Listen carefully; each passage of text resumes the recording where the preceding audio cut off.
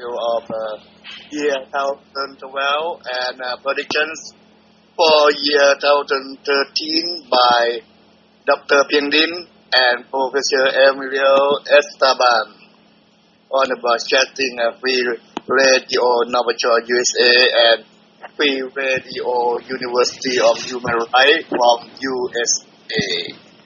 And before the broadcasting program starting, but I'm waiting for the Professor Emilio Esteban. I would like to talk about this Thai politics with Thai language first. After that, when this Professor Emilio Esteban show up, I'm gonna switch back to English conversation right now. All right, thank you very much.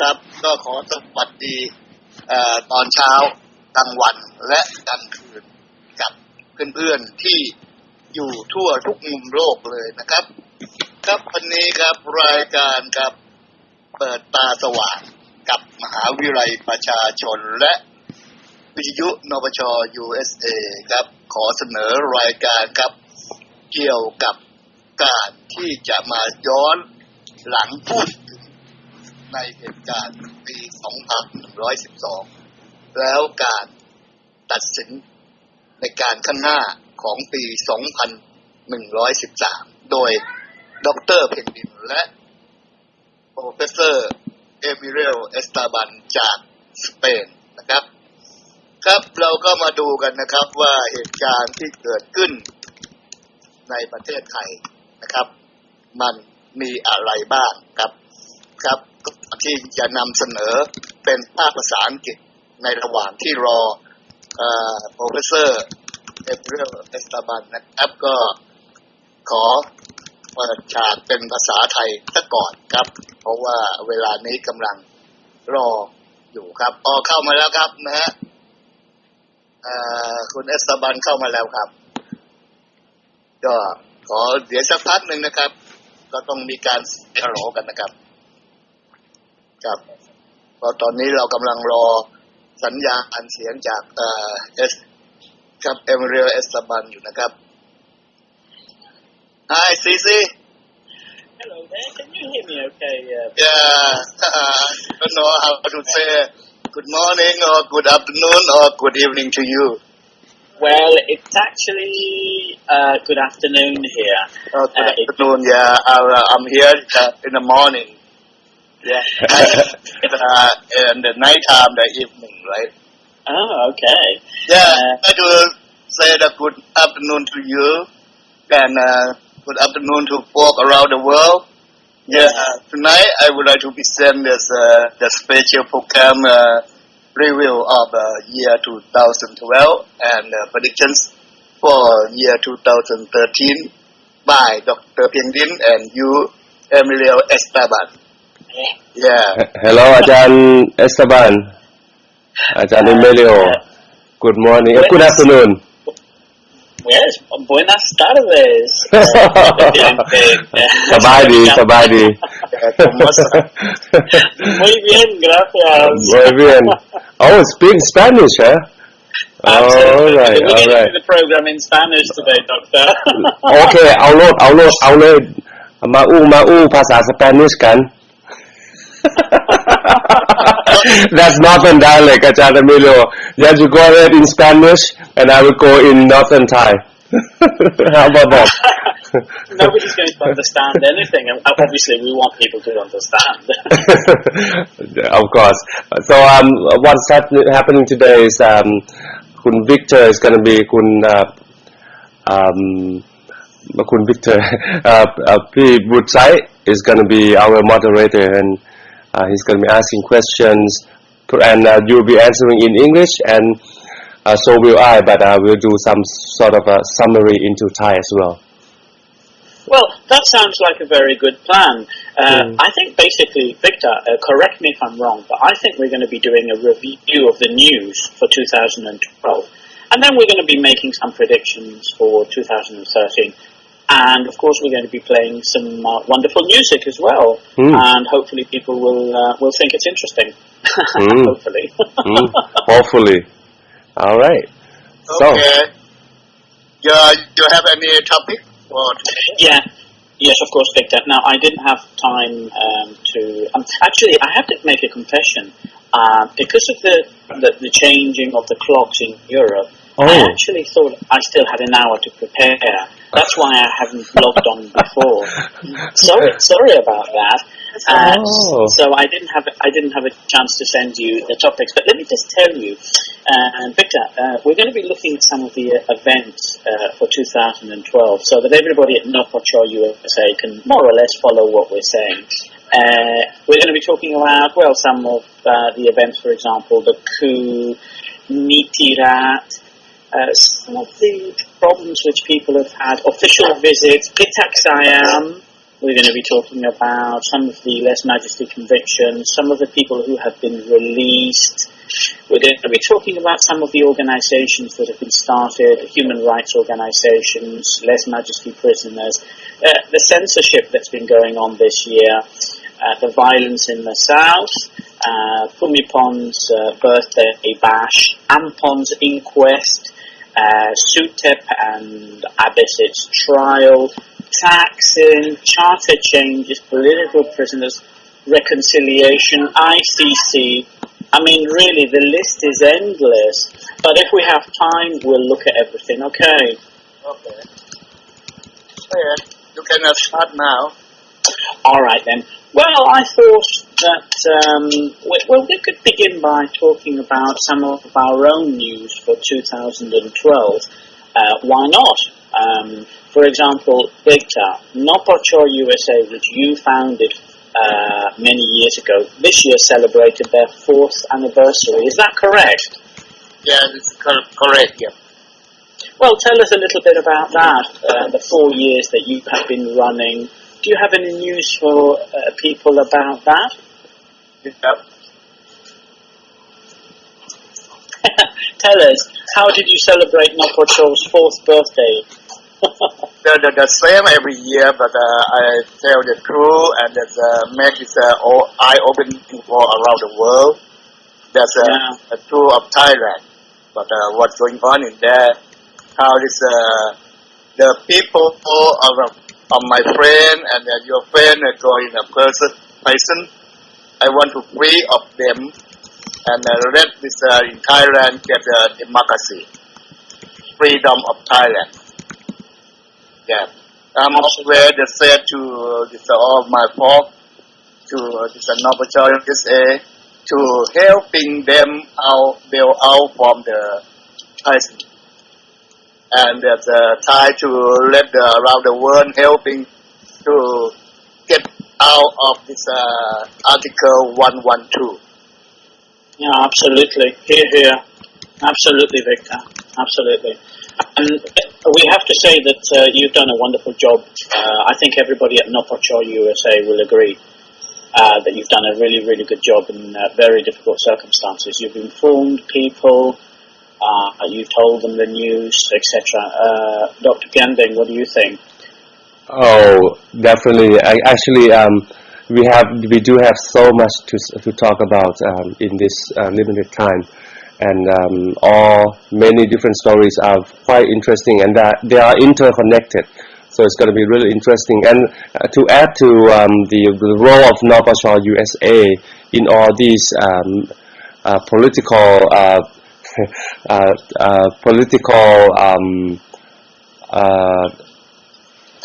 chemistry. Yeah. Okay. We have to say that Nopocho USA has revolutionized many different things. 4 years, I don't know how many people Nopocho USA has reached. Because all the clips that Nopocho USA generated during the first year back in 2008, I believe, have now been spread to the villages across Thailand. So, you cannot underestimate the role that this online community has done to help move Thailand forward democratically. So, yeah, congratulations on the 4th anniversary of Nopocho USA.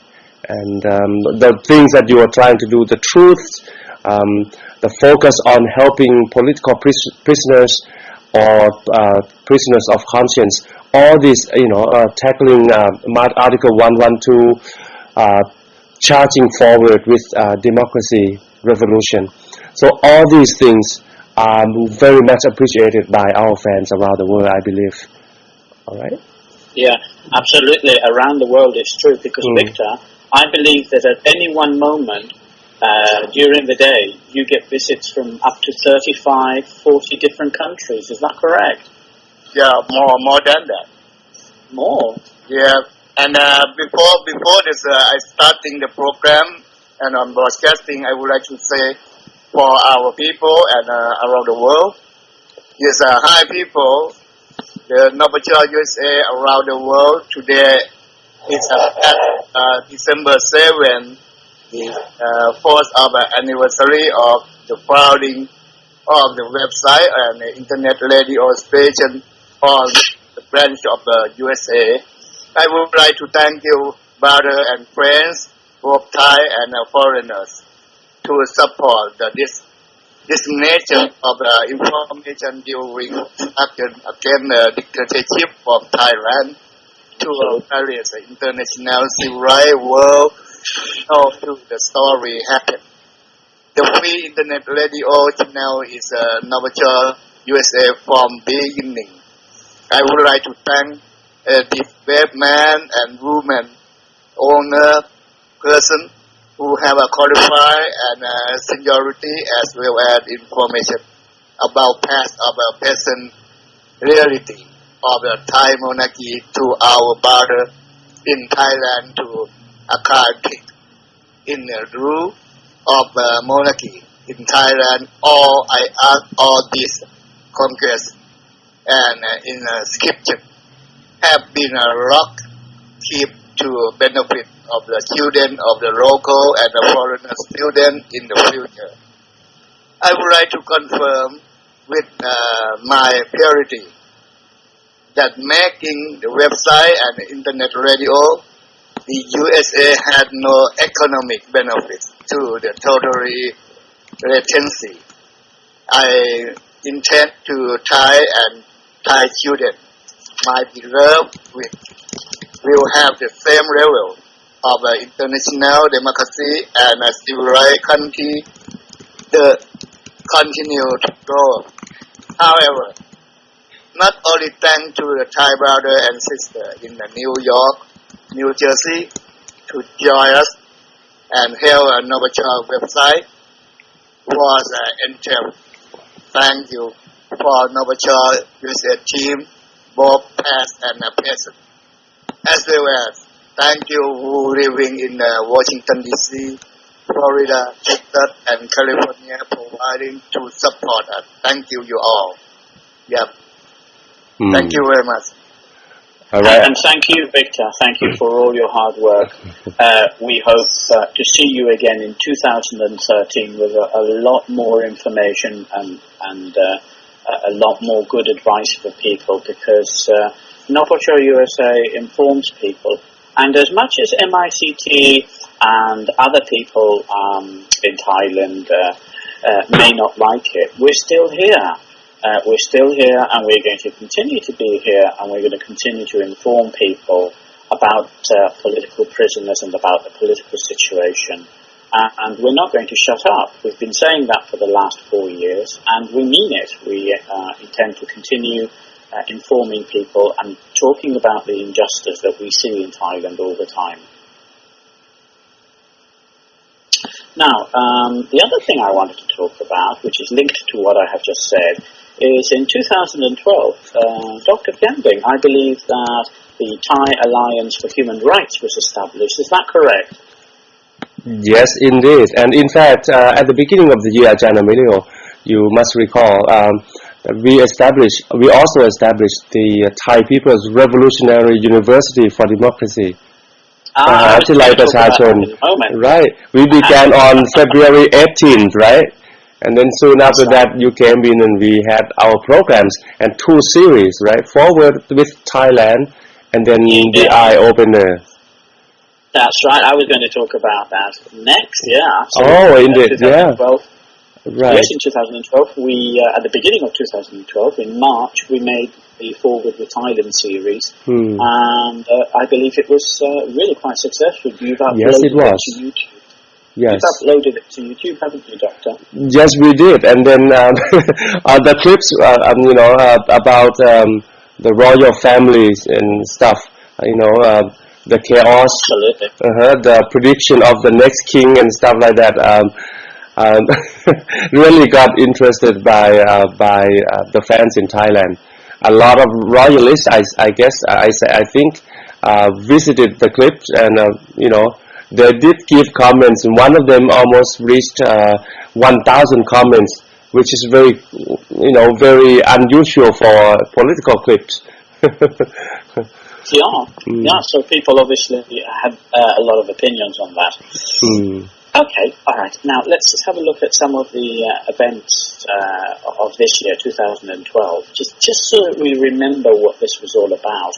And then maybe after I've talked a little bit about the first event, maybe Victor can put on a smashing record. Is that possible, Victor? After we Good. So let's just talk about one of the events, which is of course Nitirat's bill to change 112 in September was thrown out. Okay, I wanted to talk a little bit about that. Is that possible, Victor? Can we talk about that? Okay. I think I let Dr. Pengdin talking about that for me. Oh, okay. You can have your sandwich, Victor. You can have a sandwich. Yeah, and the doctor and I will talk about this for a moment. Okay, Doctor. Now, in September of this year, Nitirat's bill for amending Article 112 of the Criminal Code was thrown out. Now, this was despite the fact that Thammasat University managed to get 30,000 signatures, okay, in support of the bill, when in fact only 10,000 signatures are necessary. Now, the bill was not thrown out by the government, it was thrown out by the Speaker of the House, which is Somsak Kyatsunanon, I believe, personal friend of Thaksin, okay. So some people may say that there may have been some influence there. Nitirat's bill basically would have removed lèse majesty offences from the national security section, so that it would not have been such a serious crime. It would have reduced the punishment to a maximum of 3 years rather than a minimum of 3 years, which would have stopped these incredibly crazy convictions, 20 years for making a public speech, etc., which is what Dato Pio initially got 18, but it was reduced to 15. But if we remember, Ampon was convicted to 20 years under the present law. Nitirat's proposal would also have meant that only the palace secretary could bring charges of lèse majesty, or accusations of lèse majesty, instead of anybody, the public.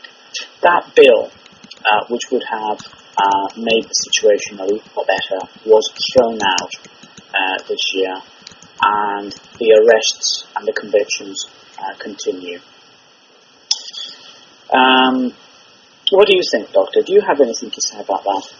Oh, sure. I mean, that was quite shocking to me, the decision by the head of the parliament to abandon the proposal completely. I mean, at least they could have brought the draft into the meeting, and somehow, they could have talked about it, and maybe if it failed, I would still understand, right? People did not approve it. It did not pass the judgment of the decision by the House. Then that is understandable.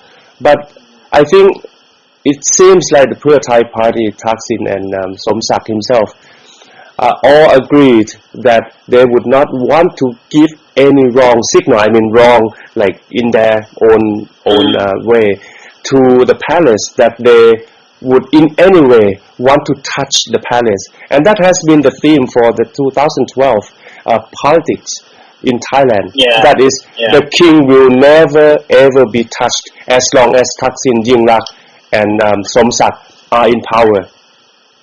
Yeah, absolutely. I have something to say about that.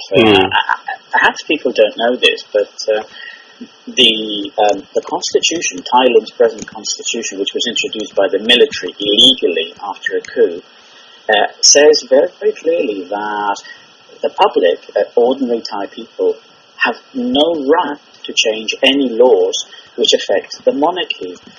But that is the reason why Somsak, the President of the House, threw out this bill, precisely because he didn't want the government to discuss this bill, because it's illegal. You can't do it. Nobody can introduce a bill which affects the monarchy, and that's what needs to change in Thailand. And Yingluck is not telling Thai people the truth. When she says that she wants to change the charter, she doesn't talk about the issue of 112 and royal laws, because, of course, she doesn't want to commit herself to changing the sections within the charter which make it impossible for Thai people to change Lese Majesty law. And what I would say to people, Thai people, ordinary Thai people who are thinking about whether to support the government in the referendum is, wait a minute. Until Yingluck commits herself to changing the articles within the constitution, which we're talking about, to make it legally possible for ordinary Thai people to change, to introduce bills, such as Nitirat's bill, then people should not be so keen to vote yes in the referendum. Let's put pressure on Yingluck first to make it possible for Nitirat to introduce their bill, and for the bill to be read in Parliament before we give Yingluck our support during the referendum. Doctor, what do you think?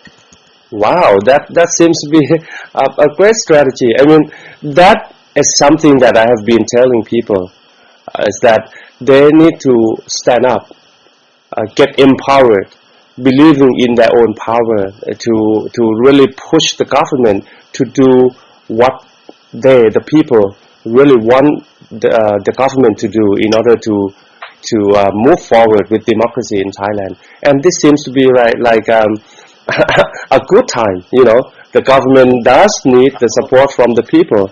Right before this, the government got a little cocky in saying that, well, let us handle the stuff.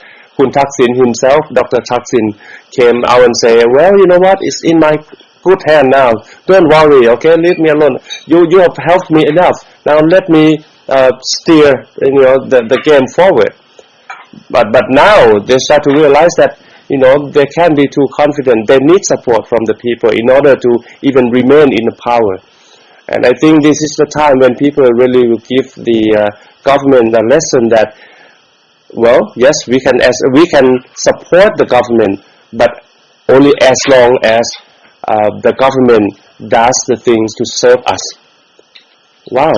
Absolutely, Doctor, absolutely. But people have got to know the truth. They've got to know where they can exercise their right as citizens, or subjects rather, where they can exert force in the government. And this is one area where they can exert force. Unless Yingluck commits herself to abolishing the sections in the constitution which make it impossible for ordinary people to modify royal laws, then why should Thai people support Yingluck's referendum? Why? If there's nothing in it for us. If they win the referendum, they're going to change all the sections which suit them, but they're going to keep the sections which protect royal laws which the king himself has said must be abolished. That's wrong. Thai people should be more sophisticated in the way they vote, and not necessarily let themselves be manipulated by propaganda, and stick to the facts. And the fact is that Nitirat tried to change the law the 112 law this year, 2012, and they were unable to because the military constitution does not permit that. So if we're going to change the constitution, let's change it correctly. Yingluck has to commit herself to making it possible for ordinary people to change this law before Thai people vote for her in the referendum. โอ้อาจารย์อเมริโอ Now, one of the things that people say about 112, of course, is that it does not harm Thai people. Lèse Majesty law in Thailand is unique, and that's what they say, and that the law itself doesn't harm Thai people in any way. I don't know what you think about that, Doctor, but I think all the evidence points to that not being necessarily true. Do you have an opinion on that? It's not opinion actually, it is the fact that Article 112 has been fatally dangerous to the lives of Thai people. Under the influence of the Computer Crimes Act and also Lèse Majesty Law Article 112, Thai people have been ripped of their rights to speech, right? Freedom of expression.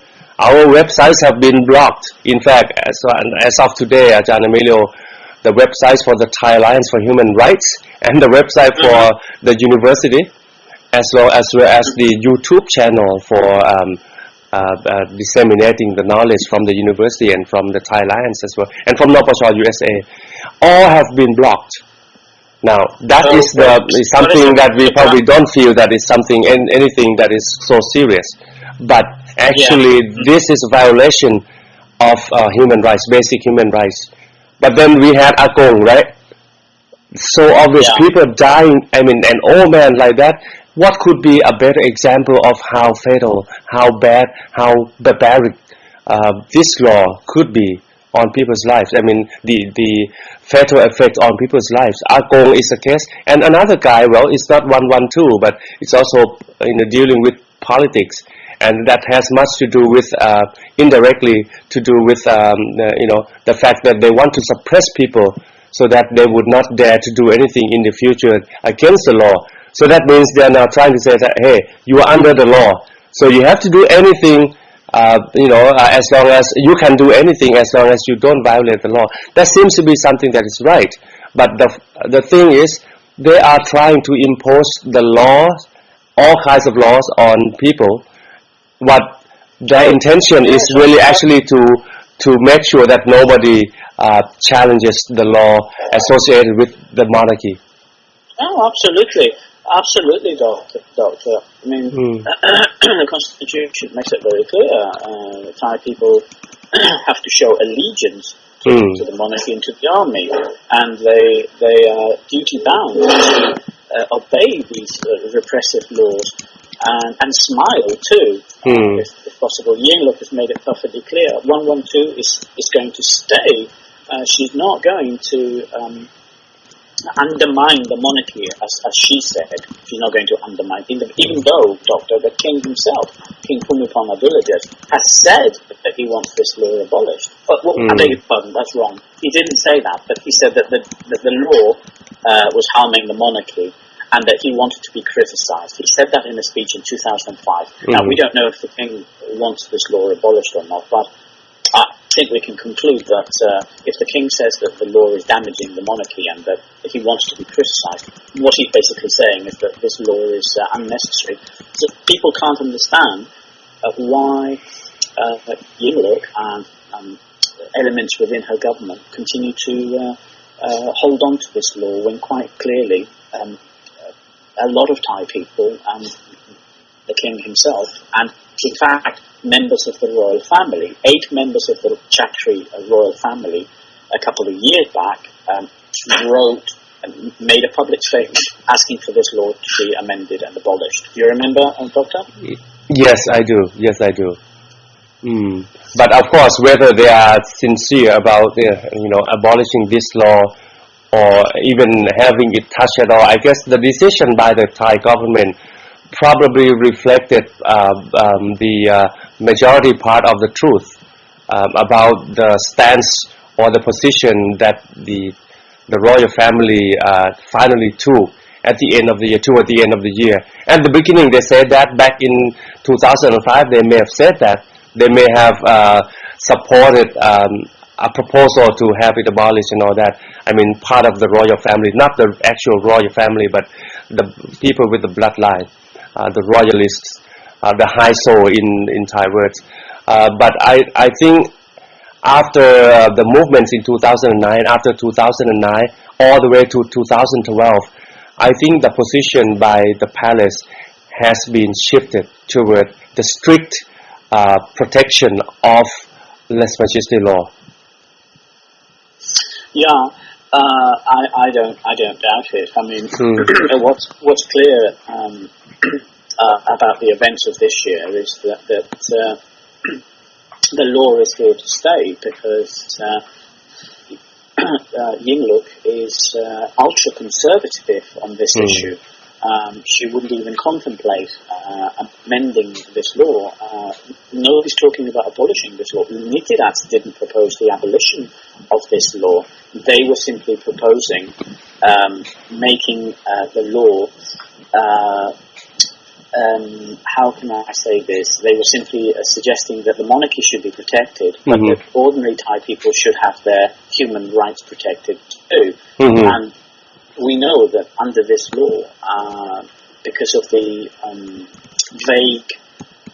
vagueness of this law, we know that it can be abused by anybody for political reasons. And Nitirat was simply proposing that it would be depoliticized and that the monarchy could be protected at the same time. And I just don't understand why the Thai government in Yingluck is so against that, when clearly it's the right thing to do. Oh, Ajahn Emilio, you've asked a very important question. Why? Why would a government from a democratic election say bluntly and confidently that they would want the king to remain where he is, and they want all the laws associated with the king, no matter how badly they have allowed violation of human rights in Thailand? Why? Why would a democratic government decide to do that? And well, can I answer your question, Doctor? Yes, please. I'll tell you why. Okay. Because Yingluck has aligned herself with the army. Earlier this year, she did a deal with the army, which is why Prayut Chan-o-cha is so quiet and so happy. Yingluck has aligned herself with hardline conservative elements within the army, and in return for protection, as it were, and support, she has agreed to keep these laws as they are. Thaksin, on the other hand, although he's not a closet Republican or anything of the sort, he is pro-monarchy and quite conservative himself. He is known to be worried about the effects of this law. In fact, recently, this year, I think it was, WikiLeaks revealed that Thaksin is worried about the impact of 112 on the monarchy. He feels that the law is damaging the monarchy. So you've got a conflict there between Yingluck and her brother. Quite clearly, they're not both on the same side on this issue. Yingluck sides with the army, and Thaksin doesn't necessarily think that keeping this law as it is a good thing. But that's not to say that he doesn't go along with the pogrom being carried out by Yingluck against unionists, journalists, and ordinary Thai people. Well, in the latest speech in Hong Kong, I guess you may recall, during the boxing event, Thaksin wanted to show the king, the royal family, that his love, his loyalty to the monarchy remains intact. And he has been consistently shown the monarchy that he is probably among the most faithful royalists on earth. Let's say that. But whether the monarchy would decide to agree or to believe him or not, that's another issue. But Thaksin has made it really clear that he is a royalist. All right. So if Thaksin really is a royalist, perhaps somebody could tell me, why did Thaksin pay a Thai woman who used the name Padida to make and upload videos of the Thai king in 2007? Videos which were clearly full of less majesty content and did nothing except criticize the king. They were not exactly flattering videos of the king, and it was according to the woman who made these videos, who used the name Padida, it was Thaksin who paid her to do this. Oh, really? Yes, maybe Thaksin could explain that. If he adores the king so much, why would he pay somebody to make and upload funny videos of the king? I just don't believe that Thaksin. I'm just not convinced about Thaksin's sincerity on this issue. I think all this excessive flattery of the king that he's indulging in may not be entirely sincere. I think that he should be more open with his opinions about this, and I just don't understand why he fears speaking his mind on this issue. I think it's confusing Thai people. On the one hand, people say that he's a closet Republican and he would like to see the monarchy abolished, etc.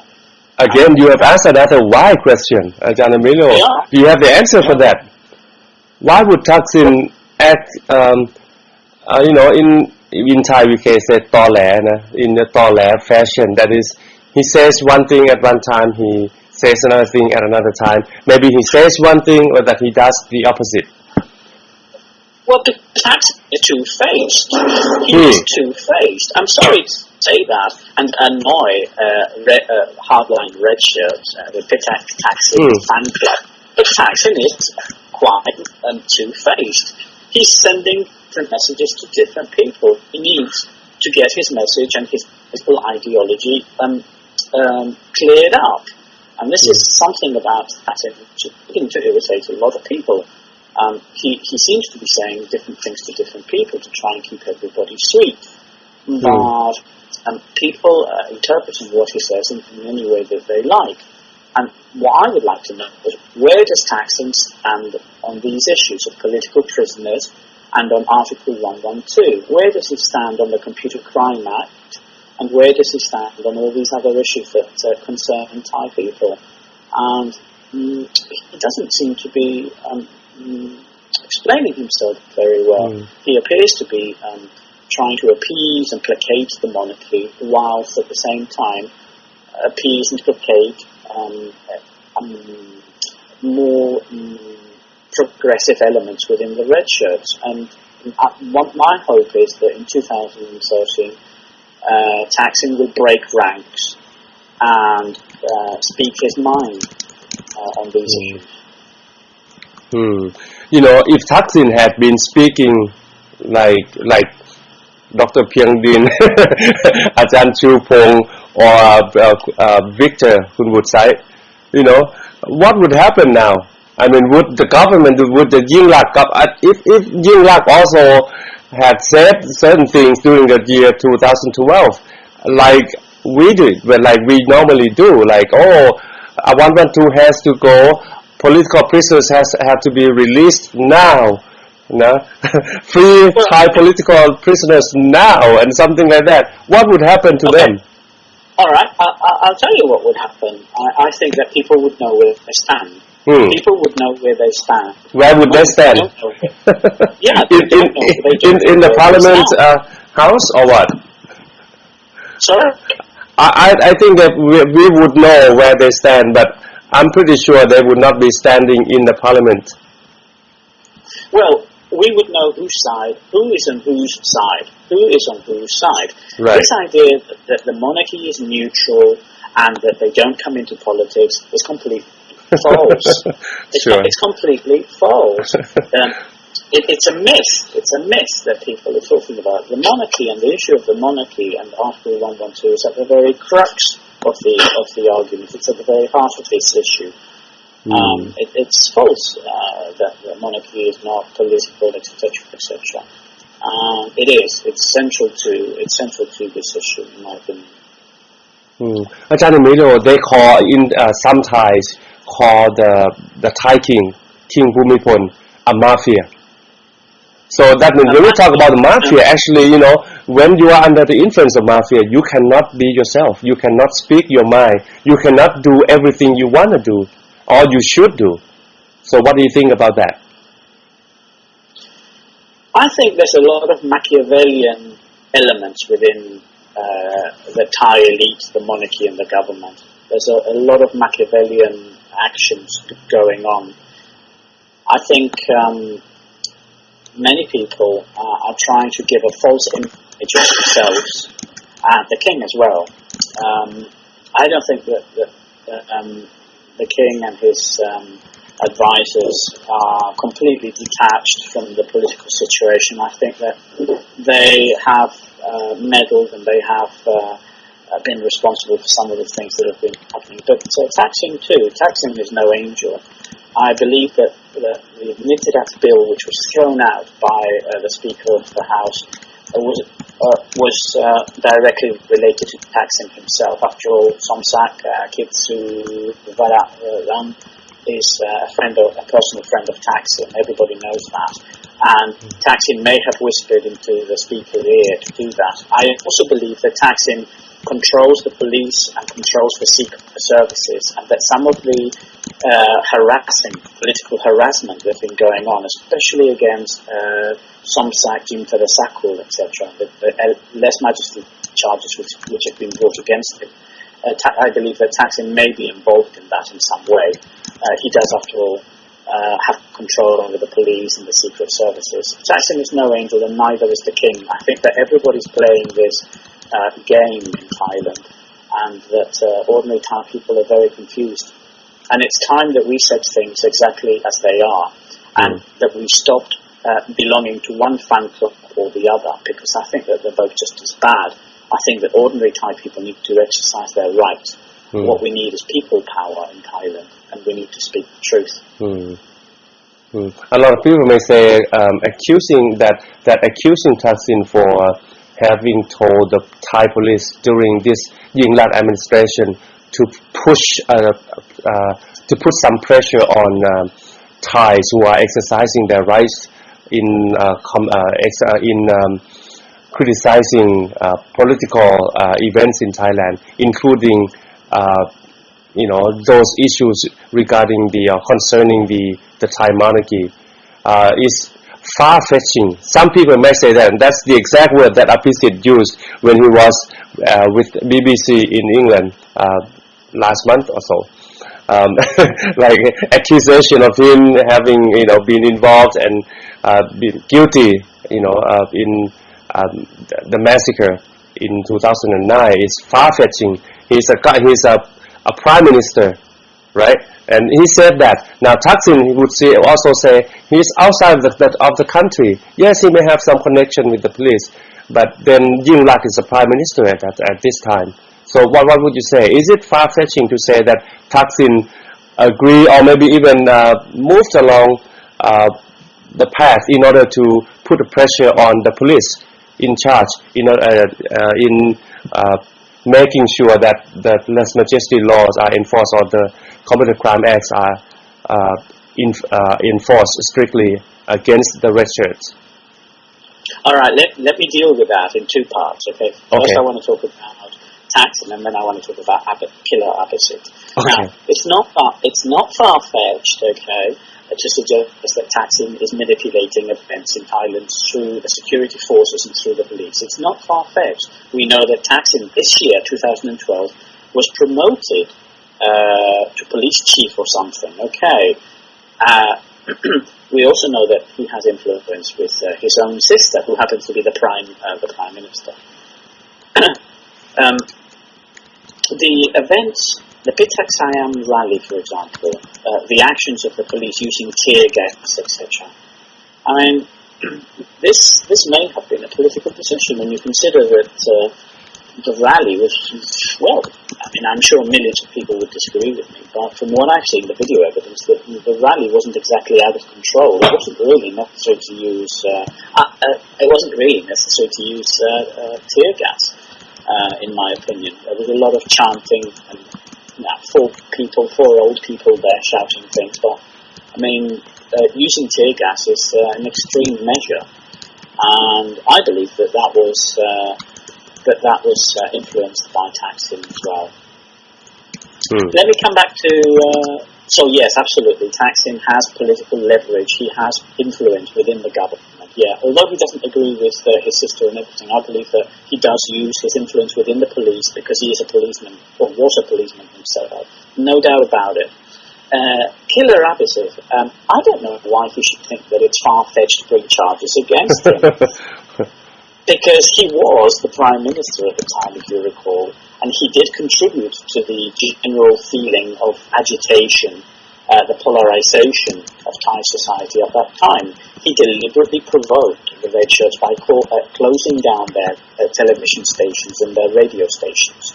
He deliberately used his position, Sutep too, he deliberately used his position to agitate people and to create an atmosphere where violence could take place. That makes him responsible. It makes him responsible because he gave the order. Sutepan himself, through the CRESS, the Centre for Resolution of Emergency Situations, gave the order to use force against Thai people. And that makes him responsible. What is he talking about? How can it be far-fetched? It's not far-fetched at all. It's perfectly reasonable to say that Sutepan is responsible as the Prime Minister at the time who gave the order to shoot to kill. It's perfectly reasonable to bring charges, murder charges against him. Yes, Ajahn Emilio, I think maybe we should sum up this part in Thai so that our Thai fans may get to understand what we've been talking about a little bit, and we will listen to music and then come back on another issues. Okay. Okay. Then may I translate it briefly? Sure. All right. All right.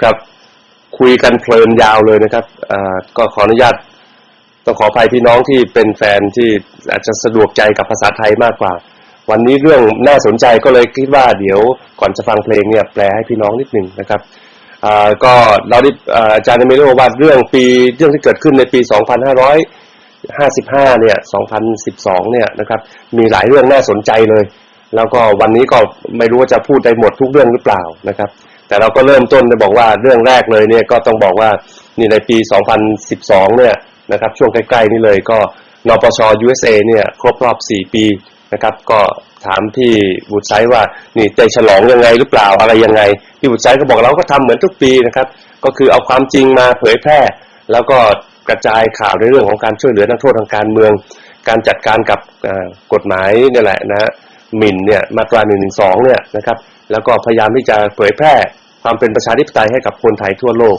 นะครับให้การศึกษากับคนไทยเพื่อสร้างประชาธิปไตยในเมืองไทยจริงๆและผู้บุตรไซด์ก็ขอบคุณนะครับขอบคุณพี่น้องที่เกี่ยวข้องทุกฝ่ายนะครับก็หลังจากนั้นก็อาจารย์เนเมโลก็เราก็ได้กล่าวถึงเรื่องของว่าปี2012เนี่ยก็ได้เกิดมหาวิทยาลัยประชาชนขึ้นมาด้วยในช่วงต้นปีกุมภานะครับแล้วก็มีภาคีไทยเพื่อศิลปชนซึ่งเกิดขึ้นกลางปีก็คือเดือนมิถุนายนนะแต่ทีนี้เรื่องที่สำคัญที่สุดที่เริ่มต้นพูดวันนี้เนี่ยอาจารย์เนเมโลบอกก่อนเลยว่านะบทบาททางการเมืองของเพื่อไทยเนี่ยนะครับในฐานะรัฐบาลเนี่ยมันก็มีเรื่องน่าสนใจหลายเรื่องโดยเฉพาะเรื่องที่เกี่ยวกับมาตรา112โดยที่อาจารย์ได้เน้นที่เรื่องของข้อเสนอของคณะนิติราษฎร์นะครับเรื่องการเสนอให้มีการแก้ไขมาตรา112แล้วก็ดูเหมือนว่าพวกเราก็คงทราบกันดีว่าเหตุผลต่างๆข้อเสนอที่เสนอให้มานี่ก็สอดคล้องกับหลักที่กษัตริย์ภูมิพลเนี่ยได้พูดเมื่อปี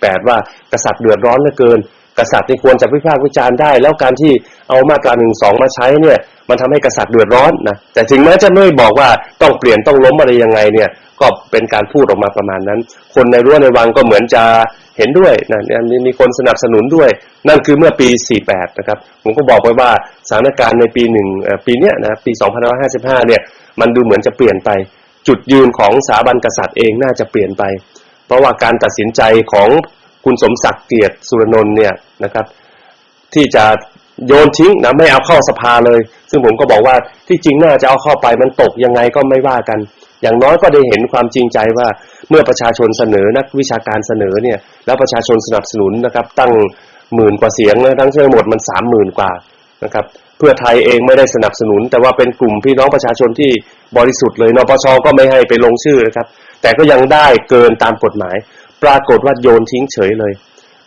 อาจารย์เอมิโลก็บอกว่าสมศักดิ์เกียรติสุรนนท์นี่เป็นเพื่อนสนิทพุทธดร.ทักษิณเพราะฉะนั้นเนี่ยนะครับเรื่องพวกนี้เนี่ยถึงแม้ว่าจะสมเหตุสมผลยังไงเนี่ยคนที่จะมีอิทธิพลต่อการให้ตัดสินใจโยนทิ้งเนี่ยก็คือน่าจะเป็นดร.ทักษิณว่าประมาณนั้นนะครับนะก็ข้อเสนอของคณะนิติราษฎร์นะครับก็คงพี่น้องคงจำกันได้นะให้ยกออกจากหมวดความมั่นคงเพื่อที่ว่าโทษเนี่ยมันจะได้ลดลงมานะครับจากนู่น20 ปีมันจะเหลือสูงสุดเนี่ย3 ปีอะไรอย่างนี้เป็นต้นอากงที่โดน20 ปีนี่ก็อาจจะนะคงลดมาเยอะเลยแล้วก็ที่สำคัญก็คือใครจะถูกฟ้องหรือไม่ถูกฟ้องเนี่ยก็ให้ทางวางฟ้องกันเองไม่ใช่ใครจะสเปะสปะแกล้งกันก็ได้ข้อเสนอเหล่านี้นะชัดเจนว่าเถียงกันไม่ขึ้นนะครับแต่ว่าในที่สุดแล้วพอนิติราษฎร์เสนออย่างดีที่สุดใช้เวลาคิดแล้วครก.ก็ออกไปเรียกร้องให้พี่น้องสนับสนุนนะครับปรากฏว่าทางคุณสมศักดิ์เนี่ยนะเขี่ยทิ้งแบบไม่มีเยื่อใยอันนี้ก็เป็นเรื่องน่าสนใจผมก็บอกไปว่านี่ในประเทศไทยเนี่ยมันเป็นไปได้ไหมว่าจริงๆจะทำตามใจทั้งหมดก็ไม่ได้แล้วก็ชัดเจนเลยว่าคุณยิ่งรักษณ์คุณทักษิณเนี่ยก็ได้ประกาศตลอดว่าจุดยืนของพวกเขาเนี่ยก็คือไม่แตะต้องหมดพระมหากษัตริย์อาจารย์เมโลก็เสริมไปว่าใช่นะก็คือเรื่องของสถาบันกษัตริย์เนี่ยนะทางรัฐบาลชุดนี้เนี่ยเขามีจุดยืนชัดเจนนอกจากเรื่อง112เตะทิ้งไปแล้วเนี่ยเรื่องรัฐธรรมนูญเนี่ยก็ต้องบอกไว้เลยว่ารัฐธรรมนูญไทยเนี่ยแก้ไม่ได้นะโดยเฉพาะหมวดที่เกี่ยวกับพระมหากษัตริย์เป็นสิ่งผิดกฎหมายเลยซึ่งอาจารย์เมโลบอกว่านี่เป็นสิ่งที่ต้องเปลี่ยนแปลงนะรัฐบาลเนี่ยจะมาบอกว่านะกฎหมายข้อนั้นข้อนี้แก้ไขไม่ได้เนี่ยยืดหน้าออกมาอย่างเงี้ยเป็นเรื่องไม่เหมาะสมแล้วอาจารย์ก็ได้บอกไว้ว่ารัฐบาลคุณยิ่งรักษณ์เนี่ยตอนนี้ก็ออกมาสนับสนุนขอให้ประชาชนสนับสนุนทางด้าน referendum นะครับการลงประชามติซึ่งตอนนี้ก็ยังไม่รู้เลยว่าเขาจะถามคำถามไหนนะแต่ว่าอาจารย์เมโลก็บอกเลยว่าตอนนี้ประชาชนต้องนะไม่ใช่ไปสนับสนุนง่ายๆนะจะต้องมีการต่อรองกดดันแลกเปลี่ยนก่อนนะครับบอกคุณปูไปว่าเนี่ยถ้าจะให้เราสนับสนุนประชามติเนี่ยนะซึ่งก็แล้วแต่ว่าคำถามมันคืออะไรนะก็อาจารย์ก็บอกว่าควรจะให้รัฐบาลยิ่งรักษณ์เนี่ยจัดการกับเรื่องมาตรา112ช่วยนักโทษอะไรพวกนี้ก่อนนะครับเพราะฉะนั้นตอนนี้ก็เป็นโอกาสดีที่ประชาชนจะทำการต่อรองผมก็ว่ามันก็น่าสนใจแต่นี้บางปัญหาคือว่าเรายังไม่รู้ว่าไอ้ referendum หรือประชามติเนี่ยเขาจะทำจริงหรือไม่ถ้าทำดร.ทักษิณก็ชัดเจนว่าจะให้ทำแต่ทีนี้ทำแล้วในคำถามมันคืออะไรก็ต้องดูตรงนั้นด้วยเหมือนกันเช่นถ้าเกิดอยู่ๆคำถามบอกว่าเอาเจ้าหรือไม่เอาเจ้านี่ผมว่าเสื้อแดงมันจะยุให้คนออกมากันเต็มบ้านเต็มเมืองออกมาโหวตนะครับแต่ว่านี่เราไม่รู้ว่าคำถามคืออะไรอันนี้ผมก็เติมให้นะครับครับเรื่องของก็มีบางคนบอกว่านะรัฐบาลเนี่ยนะเหมือนว่ามีคนจะบอกว่า112เนี่ยมันไม่เป็นอันตรายโอ้นี่ซึ่งนะอาจารย์เอมิโลบอกว่ามันไม่ได้เด็ดขาดเรื่องไม่เป็นอันตรายนี่ก็ถามผมก็บอกโอ้แน่นอนนะอันตรายมันมีหลายระดับบล็อกเว็บไซต์เนี่ยก็ละเมิดสิทธิมนุษยชนพื้นฐานเลยนะครับในเรื่องการแสดงความเห็นเว็บไซต์พวกเราเนี่ยโดนเรียกนะแล้วก็ยกกรณีของอากงขึ้นมาซึ่งเรื่องนี้ก็น่าจะเห็นตรงกันเลยว่าอันตรายมันหนักหนาสาหัสเราก็เพิ่งจะเสียนักโทษการเมืองไปซึ่งนักโทษการเมืองหรือว่าคนที่ติด112เนี่ยก็ถือว่าเป็นนักโทษการเมืองนะฮะตอนนี้ก็กลายเป็นว่านะมีคนได้รับโทษรับผิดกันแล้วก็ไม่ยอมออกมาสักทีก็พวกเราคงทราบกันดีนะว่ามันละเมิดอะไรบ้างนะครับทีนี้อาจารย์อมิโลก็บอกว่ารัฐบาลยิ่งรักษณ์เนี่ยนะครับดูเหมือนจะไม่มีความพยายามใดๆเลยในการที่จะ undermine the monarchy นะ undermine แปลว่าแซะหรือทำให้อ่อนนะทำให้เสื่อมนะเนี่ยก็ไม่มีความพยายามใดๆที่จะทำตรงนี้เลยนะ ทั้งอาจารย์ไม่รู้ก็บอกว่ากษัตริย์เขาก็บอกแล้วไงว่าวิจารณ์ได้การที่มีมาตรา112เนี่ยทำให้กษัตริย์เสียหายมากกว่าใครนะอะไรเงี้ยนะครับซึ่งในความหมายจริงๆเขาจะหมายถึงอะไรก็ไม่รู้ล่ะจุดยืนอยู่ตรงไหนผมก็บอกว่าจุดยืนของสถาบันกษัตริย์ตอนนี้ดูเหมือนว่าจะเต็มใจให้มีการปกป้องเต็มที่ซะมากกว่านะครับก็อาจารย์ไม่ได้พูดได้ชัดเจนมากเลยว่าเอาล่ะจะปกป้องกษัตริย์คุณอ้างว่าปกป้องต้องปกป้องกษัตริย์แล้วทำไมไม่ปกป้องสิทธิมนุษยชนบ้างเป็นคำถามที่น่าสนใจนะผมพยายามจะบอกว่ารัฐบาลคุณยิ่งลักษณ์แล้วก็ตัวคุณทักษิณเองเนี่ยอยู่ในระบบตอแหลแลนมีมาเฟียนะเป็นกษัตริย์นะครับนี่ผมพูดอย่างนั้นถามประมาณนั้นเลยแล้วมาเฟียนี่ไม่ใช่ตัวบุคคลอย่างเดียวแต่มันทั้งองค์กรทั้งก๊กเนี่ยมันเป็นมาเฟียเพราะฉะนั้นเวลาอยู่ใต้มาเฟียเนี่ยเราทำอะไรเต็มที่ไม่ได้ไงนะครับก็ว่าประมาณนั้นอาจารย์ก็บอกอาจารย์ไม่รู้ก็บอกว่านี่ถ้าว่ากันจริงๆแล้วเราบอกว่ากษัตริย์เป็นมาเฟียกษัตริย์หลอกลวงกษัตริย์พูดไม่มีจุดยืนชัดเจนเนี่ยแกบอกว่าทางด้านคุณทักษิณและคุณยิ่งลักษณ์เองก็ไม่ต่างกันนะเพราะว่าทำเรื่องหนึ่งพูดเรื่องหนึ่งแต่ว่าทำอีกเรื่องหนึ่งนะไม่ว่าจะเป็นเรื่องความจงรักภักดีเรื่องของการที่ดูเหมือนว่าจะเป็นคนหัวก้าวหน้าแต่ว่าขณะเดียวกันเนี่ยก็อาจารย์ยังไม่รู้เชื่อว่าคุณดร.ทักษิณน่าจะมีส่วนในการไปดูแลหรือว่าให้นโยบายอะไรกว้างๆกับทางตำรวจในเรื่องของคดี112ทั้งหลายเนี่ยแกเชื่อว่าดร.ทักษิณจะเป็นคนผลักดันให้ดูแลเข้มงวดกับเรื่องนี้ซึ่งที่จริงรัฐบาลยิ่งลักษณ์ก็ชัดเจนว่าเขาก็ดูแลเข้มงวดพอสมควรเรื่องนี้การปิดเว็บไซต์เพียงแต่ว่าคดีความมันไม่โจ่งแจ้งไม่น่าเกลียดเหมือนสมัยอภิสิทธิ์นะครับแล้วก็บาดหลายเรื่องเราก็อาจจะไม่ค่อยรู้กันแล้วคดีความจำนวนมันก็ไม่ได้มากเหมือนอภิสิทธิ์แต่ว่าก็ถือว่านะไอ้เรื่องตรงนี้เนี่ยถ้าจะเป็นความก้าวหน้าเนี่ยมันก็ไปขัดกับว่าจะดึงประชาชนเนี่ยนะไปอยู่กับกฎหมายที่มันล้าหลังอย่างมาตรา112อันนี้อาจารย์เขาก็อย่างเงี้ยว่าบอกว่ากษัตริย์เนี่ยนะมีบทบาทที่ยุ่งเกี่ยวกับการเมืองแล้วก็มีทำให้เกิดปัญหาเหล่านี้แกก็บอกว่าทางด้านคุณทักษิณเองเนี่ยก็ไม่ใช่ย่อยนะมันก็มีลักษณะซ่อนเงื่อนซ่อนงำแล้วก็ทำผิดทำอะไรไว้เหมือนกันทีนี้ก็ผมก็ถามว่าการจะโยงว่าคุณทักษิณเกี่ยวข้องกับเรื่องของตำรวจอะไรทั้งหลายเนี่ยมัน far fetched หรือเปล่าคำเดียวกับอภิสิทธิ์ใช้เลยคือมันเป็นการพยายามจะโยงเรื่องเข้าไปด้วยกันแต่จริงๆแล้วเนี่ยมันไม่ถึงกันหรอกอะไรเงี้ยนะมัน far fetched นะกว่าจะไปของมันเอื้อมไปไกลเกินกว่าที่ควรจะเอื้อมได้ว่างั้นเถอะว่างั้นนะฮะก็สรุปไกลเกินไปอาจารย์ก็อธิบาย2ส่วนเรื่องคุณทักษิณก็อย่างที่ว่าก็คือว่าเป็นพี่ชายนายกนะเป็นนายตำรวจนะแล้วแกก็บอกในเรื่องของการใช้แก๊สน้ำตาเนี่ยนะมองให้ดีการประชุมเขาเสอ้ายเนี่ยจำเป็นต้องใช้แก๊สน้ำตาหรือมันเร็วเกินไปมั่งอะไรเงี้ยซึ่งคำถามนี้นะพวกเราก็ผมเองก็อยากจะถามต่อเหมือนกันว่า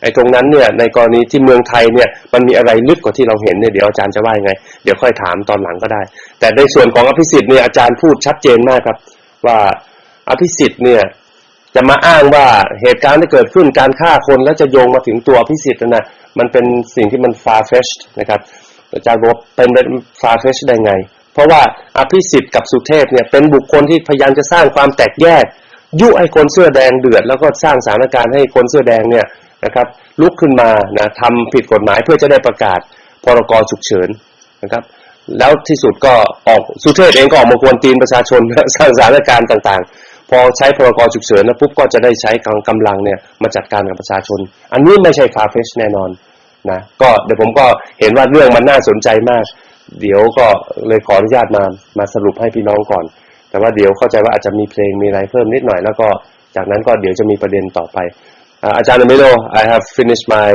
summary. Now, there's one question that I mentioned in my summary in Thai. Is that about Thaksin and about the recent protest and the use of tear gas. Are you still there? Yes. Yes. There was a rumor in Thailand at that time during the protest that the Seai group intended to create chaos and violence within Bangkok. They had the government had received reports from its intelligence stating that the group hid some weapons right? And the group did plan to, well, in fact, the agenda, the objective of the group was to แช่แข็งประเทศไทย to freeze the country. So everything combined, I guess that gave them the right to really be prepared, be more prepared than usual. But then the use of tear gas, I saw the picture as well, was because of the fact that the police had told the group to move along certain routes, but I guess with an unknown reason to me, the group tried to break through the barricades using the truck, and they did hit the police. So moving into the direction that was not allowed by the police was kind of going against the law, and the fashion that they moved must have been quite threatening to the police, I guess. And also there also a piece of news stating that the tear gas was also thrown from the group, the protesters, and I did see the clip. So that means the protester also had that tear gas, the expired tear gas. All right, Doctor. Disobeying police instructions is not justification for using tear gas against civilians. Mm-hmm. It's not justifiable, in my opinion, because they were not using violence against the police. The police were at no point in danger of physical assaults. The crowd may have been disobeying, they may have been trying to break through the barricades, but the police could have handled it in another way. Using tear gas was not standard procedure. As to the evidence, what intelligence evidence that you're talking about, well, this is what I'm saying. Who controls the intelligence services? Who controls the security services? Well, it's Thaksin, isn't it? I mean, he even boasted that. His supporters even boasted of that themselves. They said, well, we don't control the constitutional court and the courts and the judges, etc., because they swear an allegiance to the king. But they made it clear we do control the police and the security agencies, etc., and the intelligence agencies. So that evidence, which I haven't seen, I doubt that anybody has seen it, is very questionable. And I think that whatever that evidence is, should be looked at in those terms. And anyway, even if you do receive intelligence information that Pitak Sayai plans to wreak havoc on Bangkok, you have to judge the situation at that moment. And at that moment, there was no evidence of havoc or violence in Bangkok. You had a group of middle-aged, 60-year-olds shouting silly things about how much they loved the king and holding up his silly pictures. That wasn't justification for throwing tear gas at them. It only provoked a situation which wasn't necessary. Well, I guess we need hard evidence, and obviously now we don't have the evidence that the government has. Well, actually, sadly, that's the claim that Abhisit also used when he was announcing the law, the emergency law at that time, in order to bring in the soldiers and to endorse the use of real weapons and bullets. Now, but again, I mean, we don't have the evidence that the government had, and in fact, the Sayai, protesters, the group, actually did come out very, very strong. Their announcement, their objectives. I mean, when you looked at their intention, you cannot be underprepared at that time. But of course, whether using the tear gas at that particular moment was justifiable, that's another question that we have to look into. Come out strong. You must be joking. I've seen the video evidence. They were pathetic. They were disorganized. Say I gave up. I mean, no. It was not what happened on that day, Emilio. It was their statement. Yeah. What did they say? They said, break through the police cordon. Okay. But the police, there were more policemen than protesters, and they were holding them in. And they had no right to do that, because Thai people, when they have a right to protest and they have a right to free movement, the Thai police had no right to cordon them off like that, restricting their movements and not allowing them to disperse.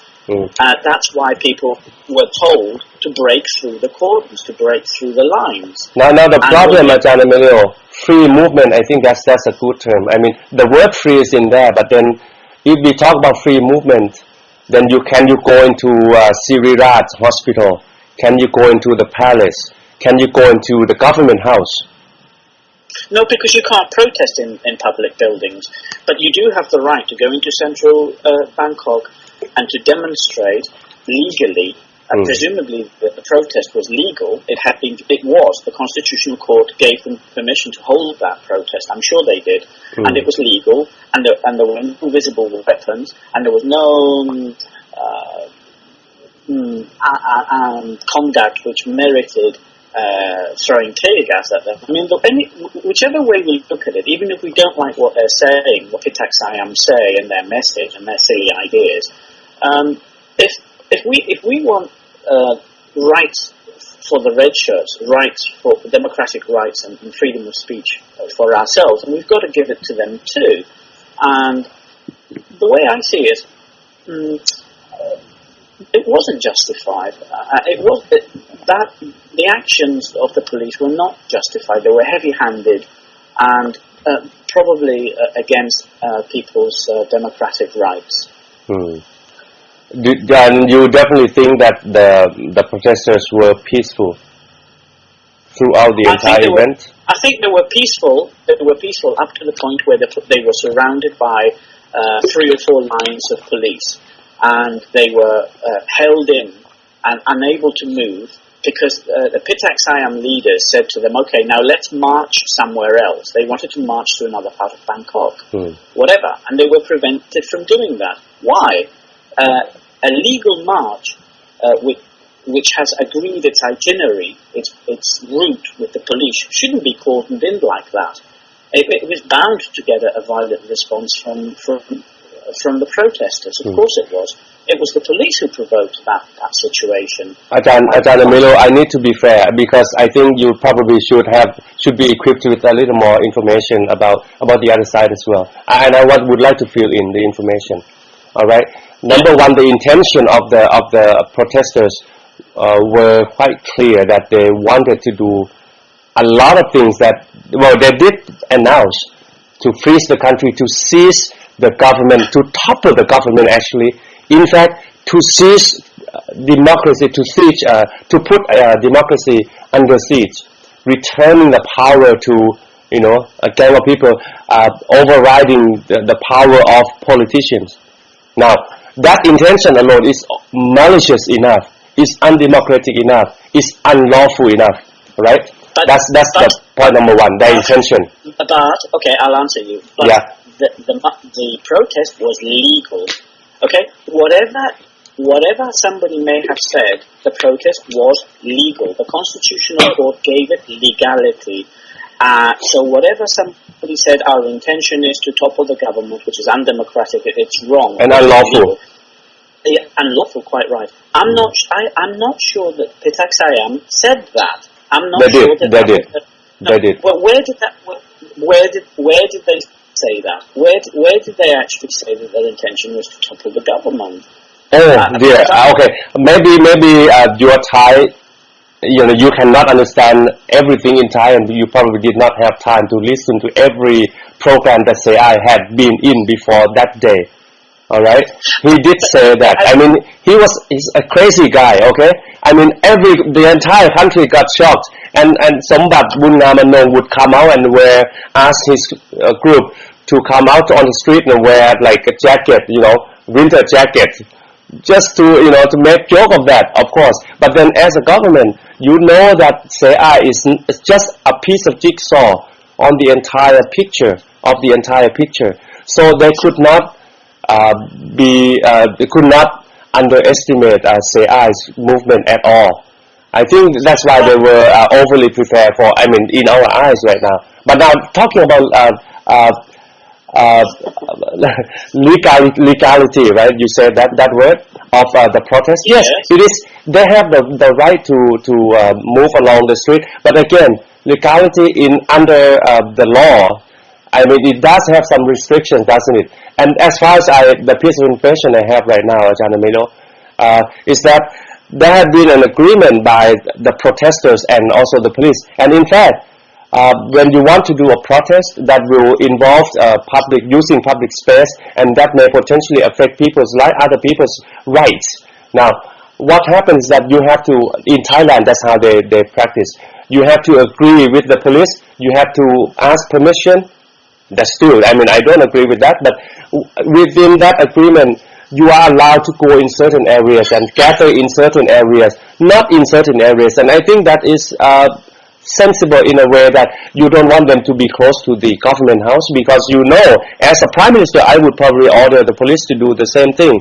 Like you have the right to protest peacefully, to express your political views and all that, but we have the record that you guys have the power to really seize the government house, and you can get out of it without any punishment. Just look at Sonti and Jamlong, who did the same thing, did such a thing, and now they're still outside of the prison.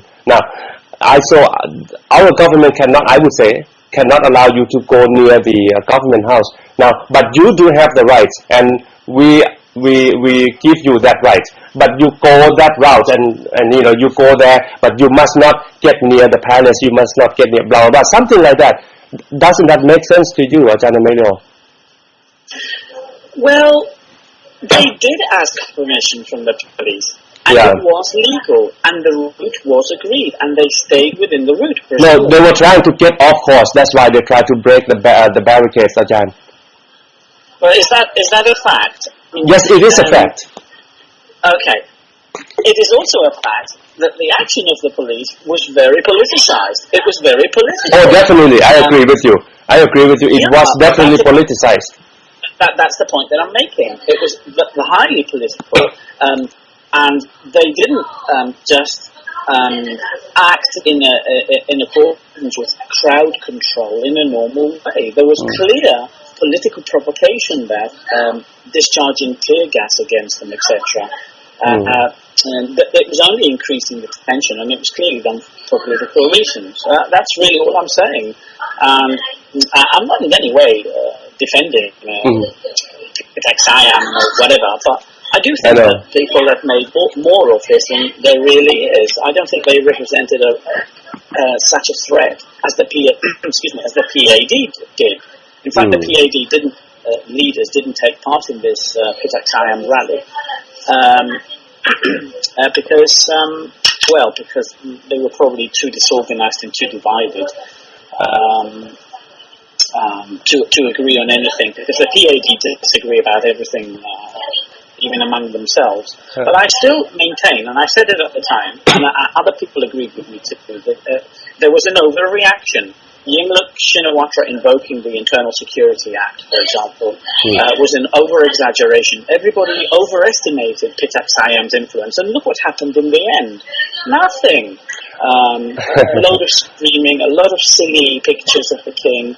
But in the end, they didn't represent such a serious threat. I think what the whole rally in November demonstrates is the mentality of the government, that they are so frightened of ordinary people expressing their views, because that's what this is all about. A lot of Thais, I mean, they are informed with sort of information that is like Thai, you know what I mean? When you talk about Thailand, right now, at this age, this year, virtually everything is politicized. You know what I mean?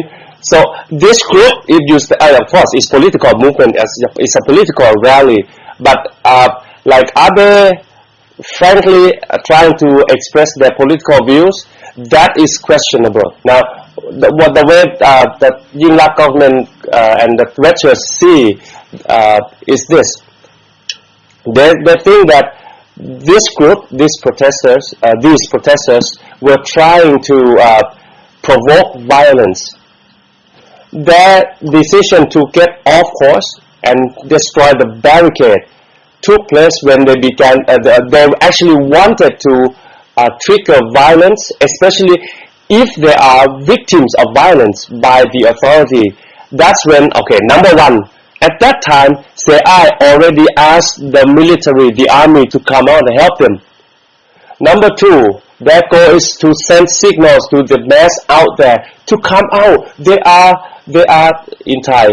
They are rangke, you know. They are abusing power. They are intimidating us. They are hurting us. Come out and help us. And that is probably one of his plans as well. I mean, you talk about the police trying to use violence. What would the police and the government get in return? They know that these guys have authorities, and in fact, it's now the case is already in the court. They are saying that the police were using excessive power against them. What would the government get out of this? I mean, if they could simply allow the peaceful protest rally to go on, then it would be much easier for them, even much less risky for the government than using force. You know, I mean, I'm trying to look at both sides of the story here. Well, I can tell you, Doctor, that if the police hadn't acted the way they had, the rally would probably have resulted in big nothing. The rally would have just petered out, and it would have demonstrated how weak and divided the royalists really are. I think that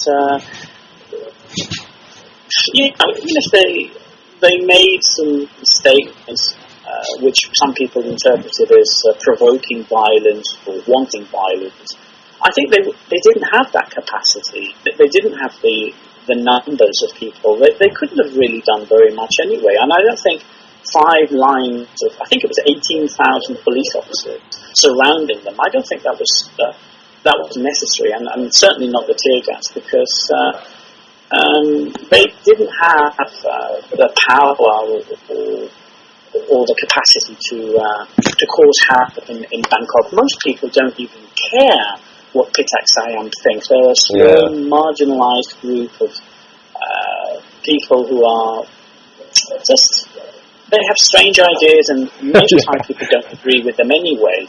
I think that too much is being made out of this group for political reasons, to give people the impression that the government is under siege, and to rally support for the government, when in fact it's not like that at all. And clearly the result of the rally shows that it's not like that at all.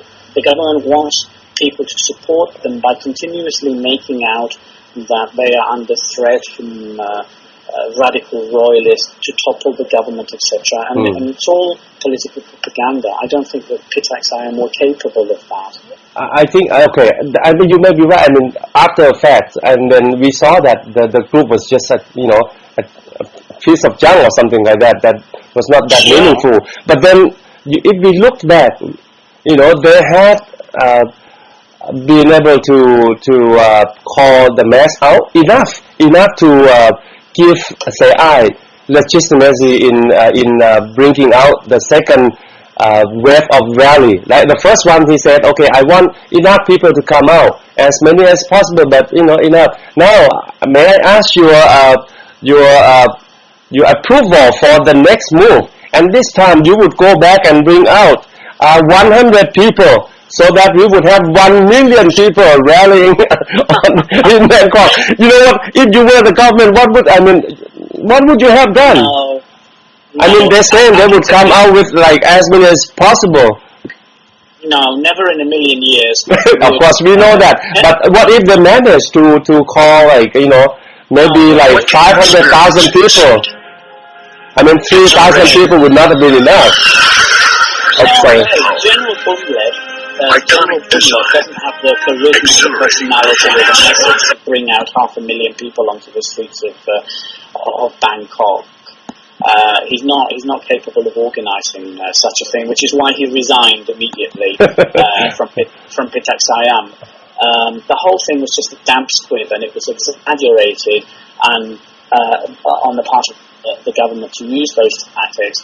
And what worries me is that we are to a certain extent, justifying this type of heavy-handed police action against ordinary people. Whatever their message was, they were just ordinary people looking to express their views against the state, which is exactly what the red shirts were doing too.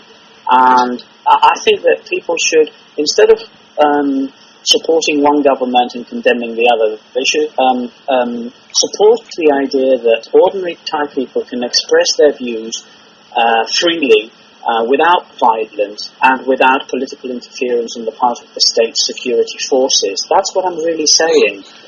Regardless of what Pithak Siam's silly message was, everybody's entitled to the same right without political interference on the part of security forces. Emilio, I think we have to problematize the word ordinary citizens. Yes. In Thailand, this is problematic. I mean, like in the US or in Europe, you can have people out there unarmed, going out there with good intention of expressing their political views. But in Thailand, it's usually more than that. The agenda, the hidden agenda, or not even hidden, okay? They said, frankly, bluntly, that they wanted to topple the government. And if you look at the elements in the crowd, you will say that when they have a rally, they have they have the guards, and these guards are armed, and you cannot, in fact, the police cannot even go into the crowd. They have these guards preventing anybody from going inside, and the activities with inside the group sometimes is unknown to the police. I mean, they are not definitely ordinary citizens who have empty arms. And the history actually did give the Yingluck administration a lesson, looking back at what they had done in 2005, 2006, and also the subsequent airport and also the government house siege. Occupation. I mean, they did that with a systematic way of controlling their own security. I mean, they're like mafias. They're not ordinary citizens in my eyes. But of course, that was the past rally, the past events. Now, what happened in Thailand last month, 2 months ago during Seai Pitak Siam Group rally, I guess that should be investigated. As human rights activist, I would not overlook what you have put forward over here, and I think that has to be investigated fairly by people involved. And human rights activists in Thailand do have the right to look into this and making sure that the government did not use excessive force unnecessarily or prematurely. I agree. Not ordinary people. Well, if they're not ordinary people, then there has to be an investigation about this. Who are they exactly? Where do they get their support? Where do they get their logistics support? Why, if they support the royal family and they claim to be acting in the name of the royal family, why doesn't the royal family, the king, condemn their actions? Why? Great question. That's what we're talking about. I mean, are they ordinary people or are they paramilitary elements within some type of shadowy paramilitary group? I mean, you did say just now that even the police are afraid of them, and they are armed and they have guards. Okay, that's unacceptable in a democracy. The government needs to investigate that. If that is true, that these people, Protect Siam, are actually a paramilitary group linked to the palace, it needs to be investigated. Why don't they do that? They did. They have done that before the rally, and the facts have come out. Now, here is another piece of information that I had. See, political events in Thailand, many of them that we see during the 2002 are and were historical. In the sense that people involved were historically in conflict before. For example, the sense of who's that the guy who became prime minister right after the coup, who is now a member of privy council. I'm sorry, I wasn't listening. Sorry. The guy who was the prime minister right after the coup. right after the coup, that would be right after the coup. Nayok Khingkwe. He's now a member of the Privy Council. Yeah, that was Thaksin's brother-in-law. No. Actually, he's a royalist. He's now the king's yes, advisor. Sorry, that was the prime minister. Oh gosh! Immediately after the coup, that was General Sonti, wasn't it? Who took over? Sonti was the coup leader, but then this guy, people who say Surayut, Surayut, and this guy had influence during the time Thaksin was the prime minister. He was expected to be a commander-in-chief for the army, and Prem Tilasulanon actually had a very close connection with him.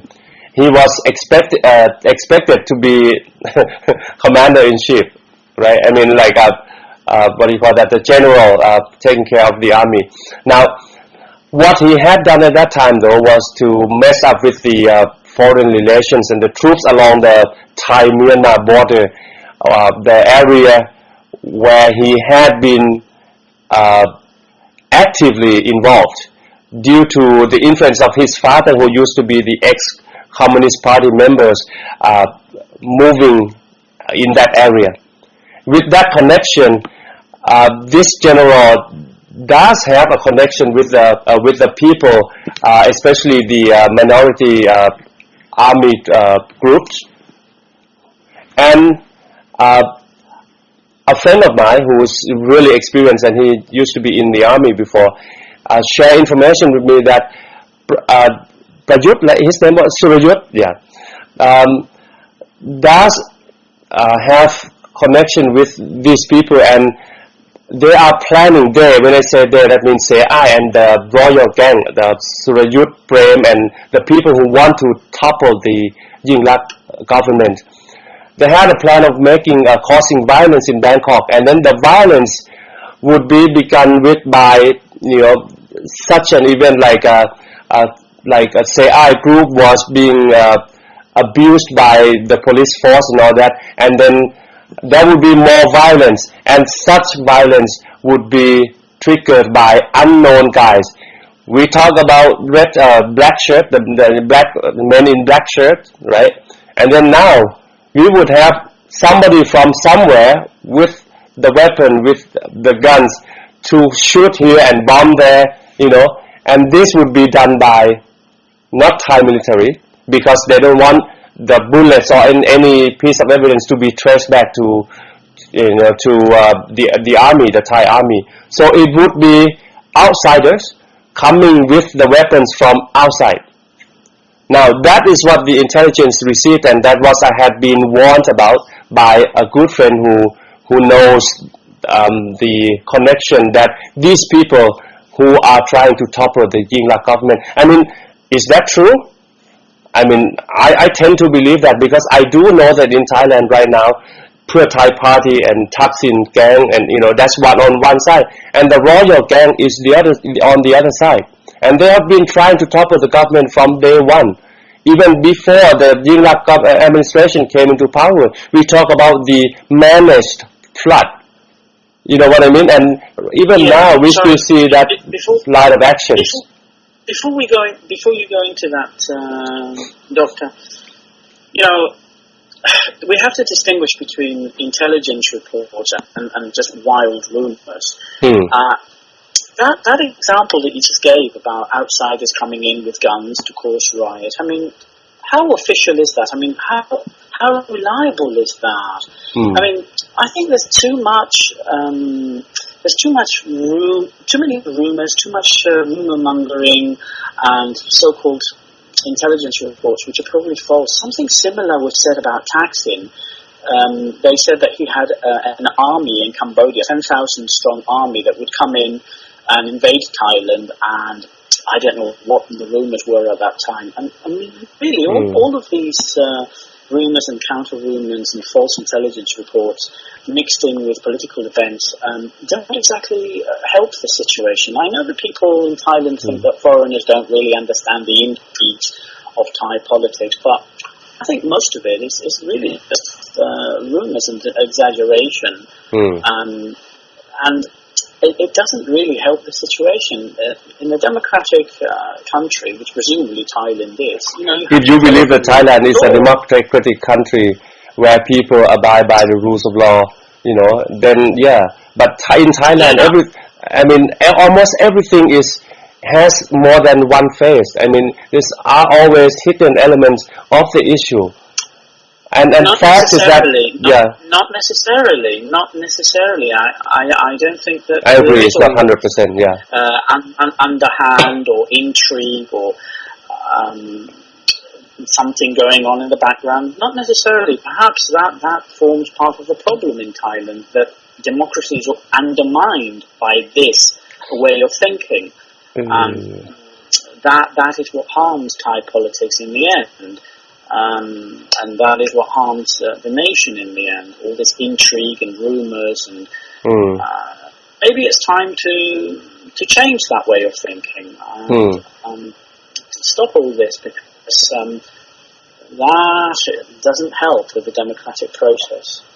Well, actually, if you really put the pieces of information together, not necessarily rumor. For example, when I talked about the connection of Surayut and the troops, the foreign troops along the Thailand-Myanmar borders, that's a fact.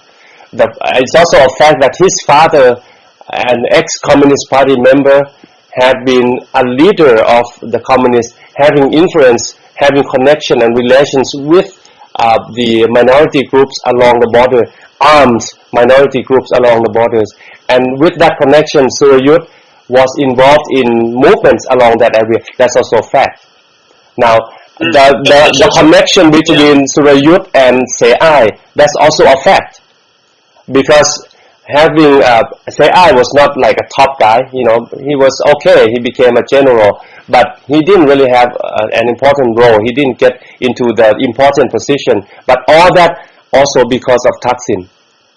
During the Thaksin era, he was expected to be the head of that Sanama in Nang Leung, to manage that property, which involves a lot of money. But then he came second after the man that Thaksin supported. That was, I think, Senan. So that kind of conflict. Can I interrupt you, Doctor? I'm sorry. Yeah. Let's go back to what you've said. Are you suggesting that communist troops based along the Thai border were there to help General Bumlet? Communists are against the monarchy. Why would communist troops be waiting along the border, armed to the teeth, waiting to receive the order from Pitak? I said ex-communist party member. Ex-communist, now royalists.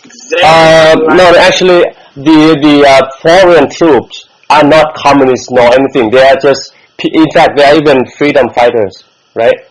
But this is a rehash. This is a rehash of the fake rumors about Thaksin having 10,000 troops in Cambodia. It's been done before. This is false propaganda. The same thing was said about him. He had 10,000 troops waiting in Cambodia to invade Thailand.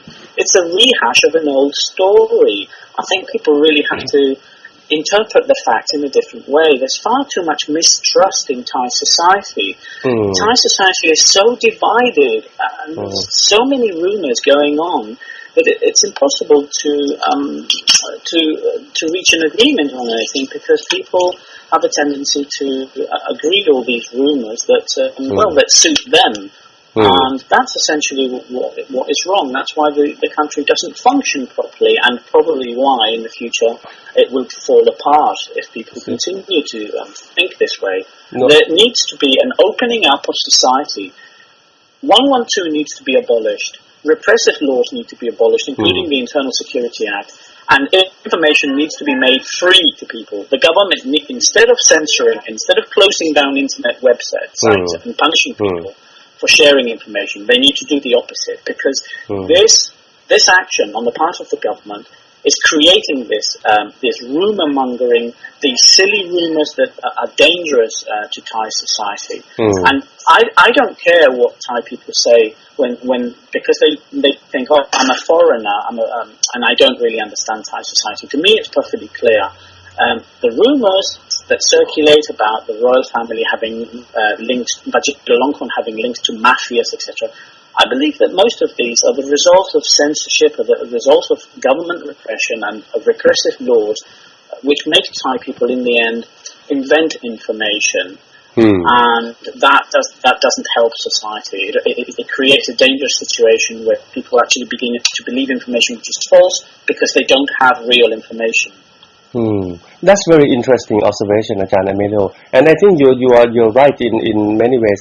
We stick to the principles. What exactly do we need? What are the things that need to be done? And in fact, rumors about the threats here and there, in fact, only benefit the government in power, so that they can, at least like Abhisit did, right, announce, an emergency law, and then use special force to protect itself, and even to harm the civilians.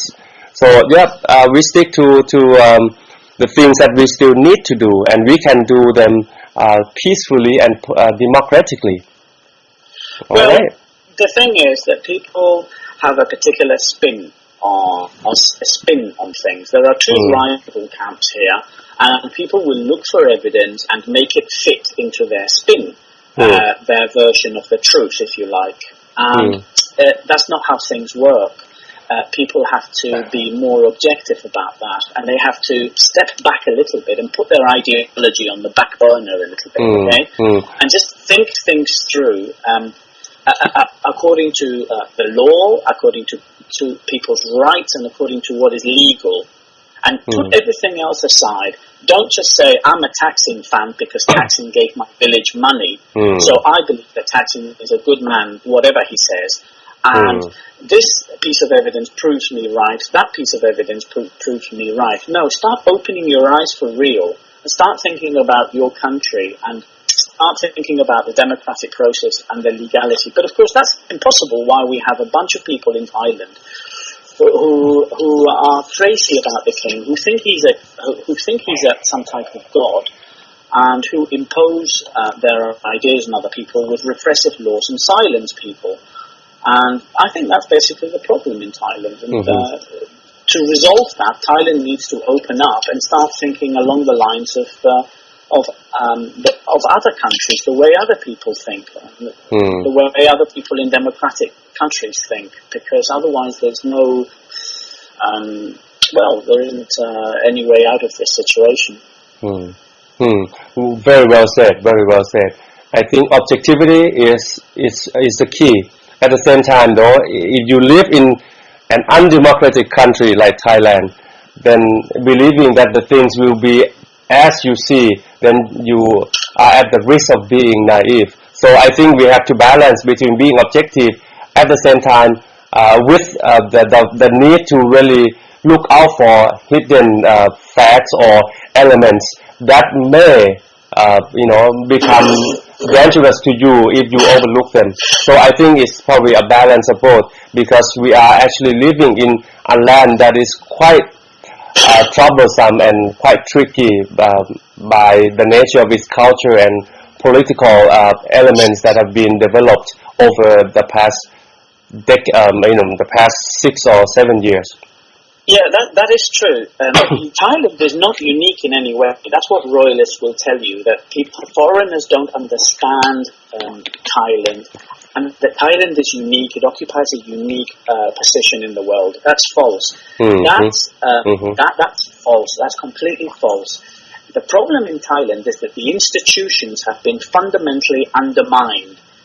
The legal courts, etc., government, the democratic process has been fundamentally undermined, and it's been undermined for the last 60 years by the king himself, who has been a puppet of the army, and the army is the one who has undermined the democratic institutions in Thailand. That is why Thailand has such a weak democracy. And what needs to be done is for those institutions, the courts, etc., to be reinforced, to be strengthened, along with a proper constitution that protects Thai people's rights as human beings, and for the monarchy and the army to stay in their place and to become secondary to Thai people. That's what needs to be done. There is nothing unique about that. Thailand is a pseudo democracy, and foreigners understand Thailand probably better than Thai people themselves, who can't see the whole picture. We can see it better from out here. At the same time, the details of what you say, that within that structure, that the army is actually a real mafia, manipulating or using the royal family, the monarchy, in order for them to continue to perpetuate their malicious acts of undermining the democracy in the country. Now, yes, of course, Doctor. I mean, that's what Paul Handley said in his book, The King Never Smiles, that loyalists, through the king, through the institution, have used that to continuously undermine the democratic institution, so that Thai people stay in their place, and that their power, their hold-on power, and their wealth is not challenged in any way. Of course, that's Thailand all over. That's what it is. That's what's happening. But the present government, Thai and Yingluck, are not doing anything to challenge that. They are now part of the problem, not part of the solution. Yingluck wants to hold on to 112, and the Thai are sounding more like the Amat every day. They are always afraid of ordinary Thai people who want people power, who want a government that represents them and not the rich elite, the army and the monarchy. It's obvious that those in power are afraid of ordinary people. They're afraid of the idea that there is true democracy and that the wealth will be shared among people and that everybody will have a voice. And I would agree, Paul Hanley is right in that regard, like that loose structure. But at the same time, if you really look at Thailand structural problems more seriously, you definitely see that Paul Hanley's model for explaining the problems is lacking and overly simplistic. Lacking in sometimes there is no need to complicate things. Sometimes the truth is there, and the truth is obvious. Why complicate matters? I mean, the truth is that King Bhumibol ascended to the throne under very strange circumstances, with the death of his brother, etc. And he was immediately groomed by the army, and he was elevated to the status of a god. And in return, he gave the army the legitimacy for all their violent massacres and their coups, and that's how it's worked. It's been a type of scratch my back and I'll scratch your back, and it's been like that for a long time. Yeah, and Thai people have never really had democracy all this time.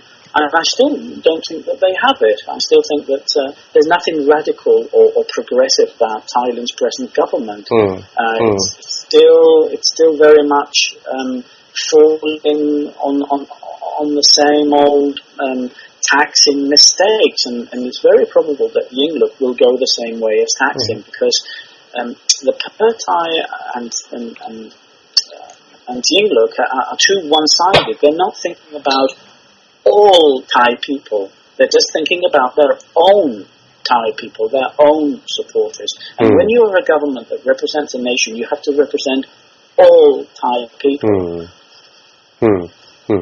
Yeah, the reason I say it was lacking is that when you put too much focus on the role of the army in manipulating the entire system, in being the main culprits in undermining the democracy development in Thailand.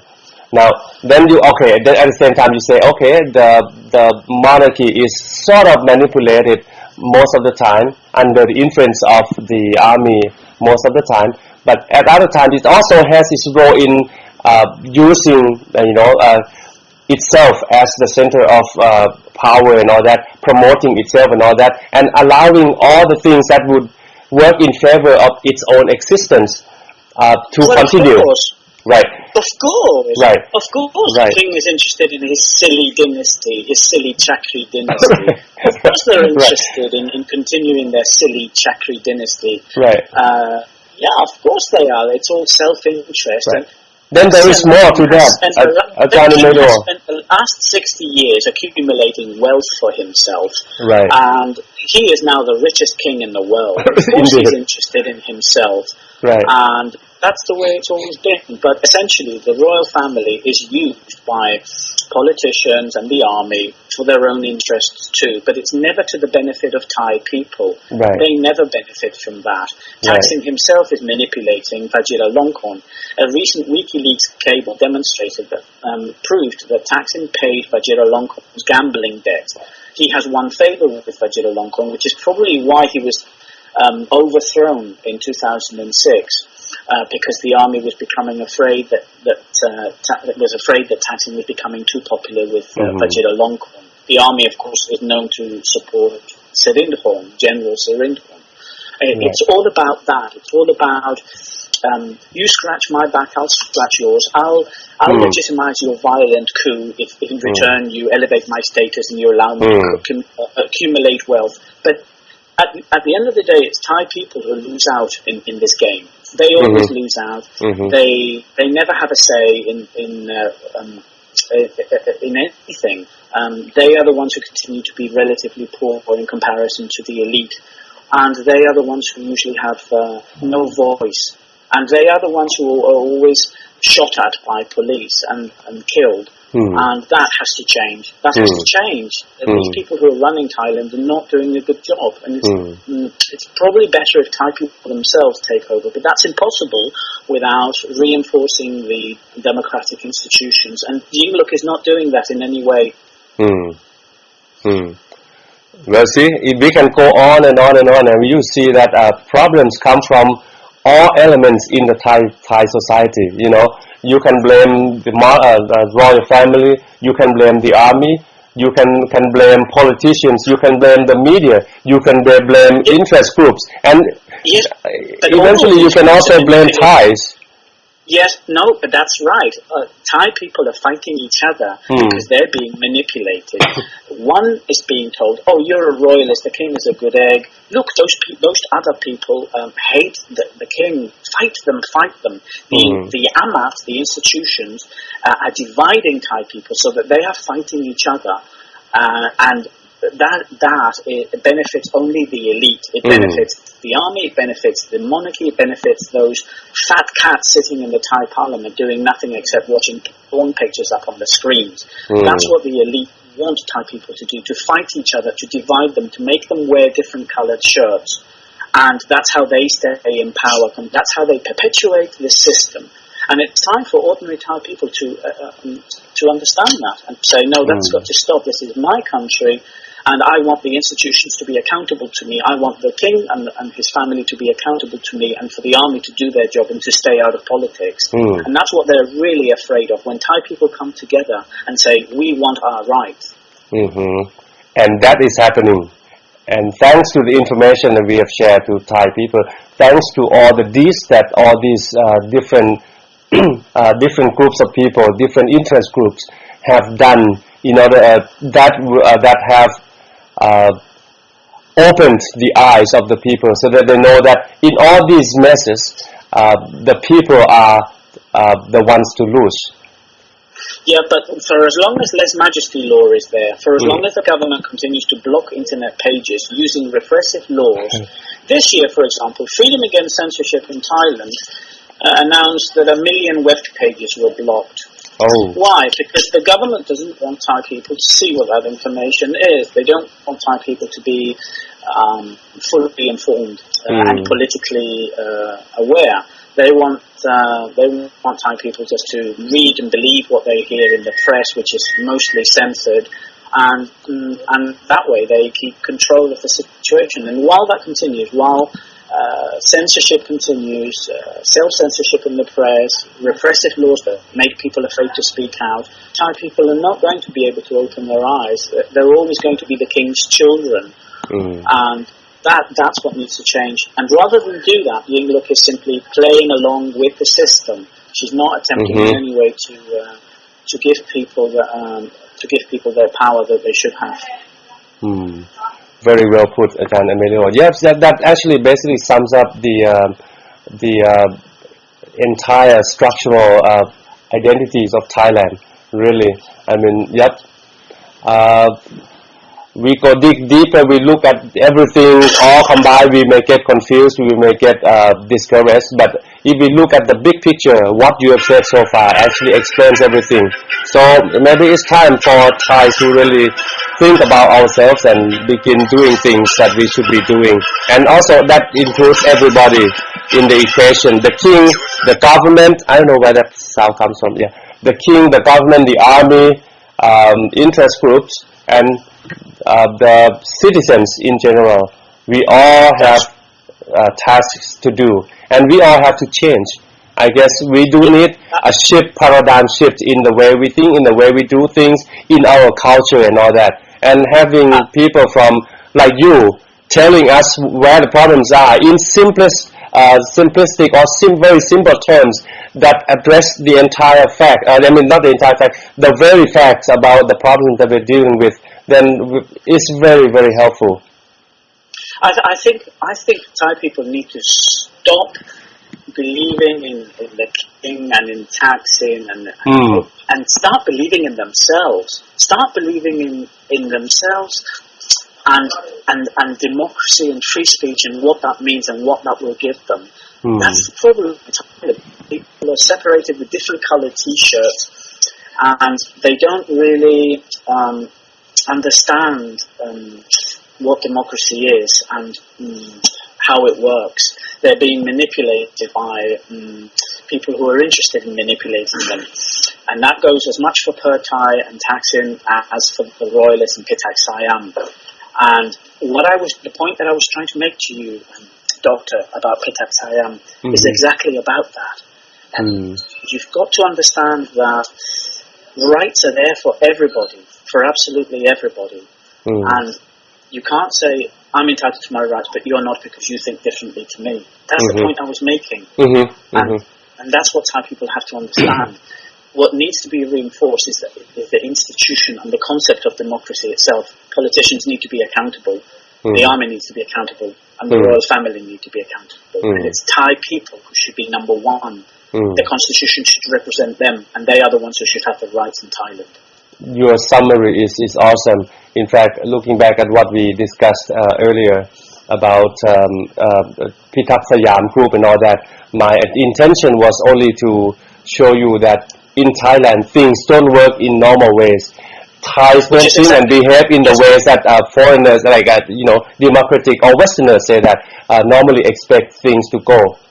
Which is exactly what I'm saying, Doctor. Right. In Thailand, things don't work the same way, but I'm pointing out why they don't work the same way and what is wrong and why Thai people need to make those changes and go in another direction.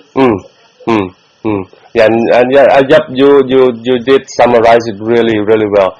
But again, within the problems that we are facing, within the structure, within the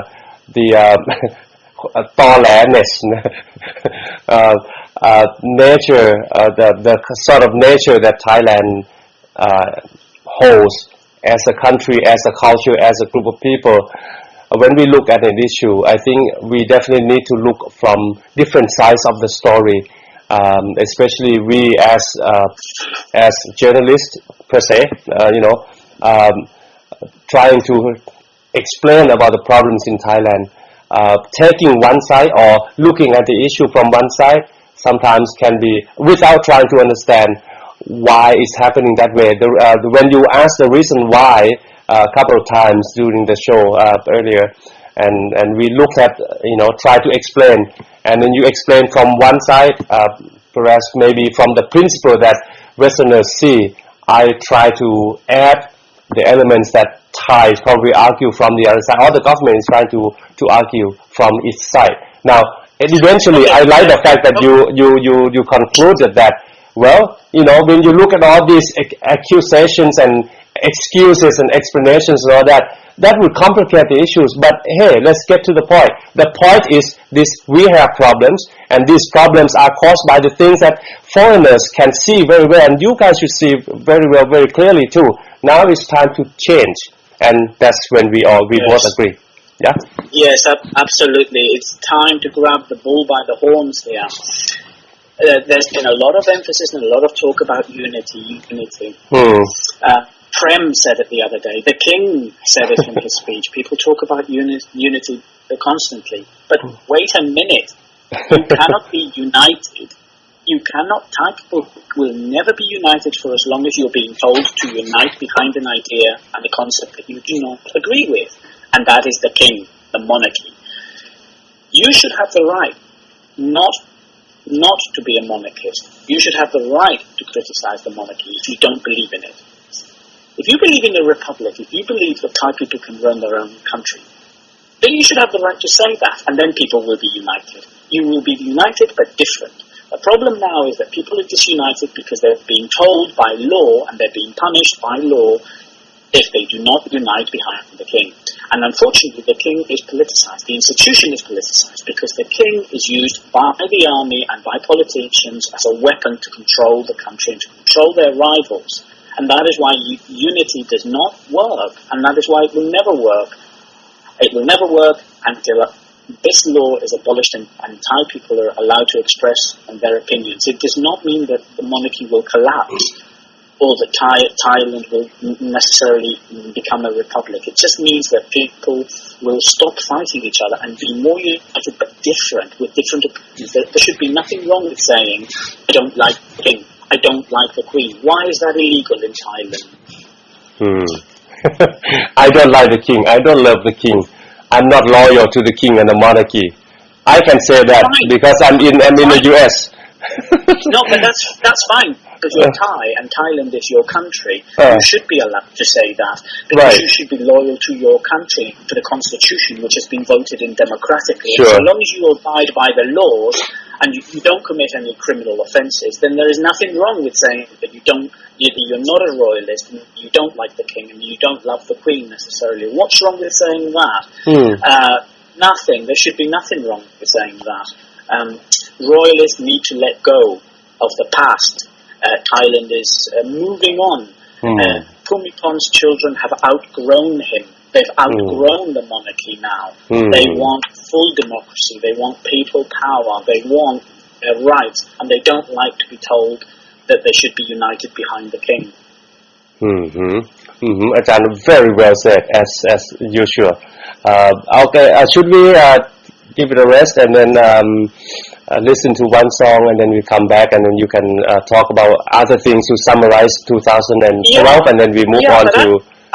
I think that's a good idea. But I think that this conversation that we have had has been useful. Very, very useful, Ajahn. I think so, because I think people misunderstand sometimes the situation. They misunderstand things. And I think it's necessary to open up and start talking about things without getting angry, because that's the problem in Thailand. People get very angry if there's disagreement or people have different opinions, and I think that we have set an example. We have disagreed, but we have continued talking about things, and that's what Thai people need to learn, to disagree, but no problem.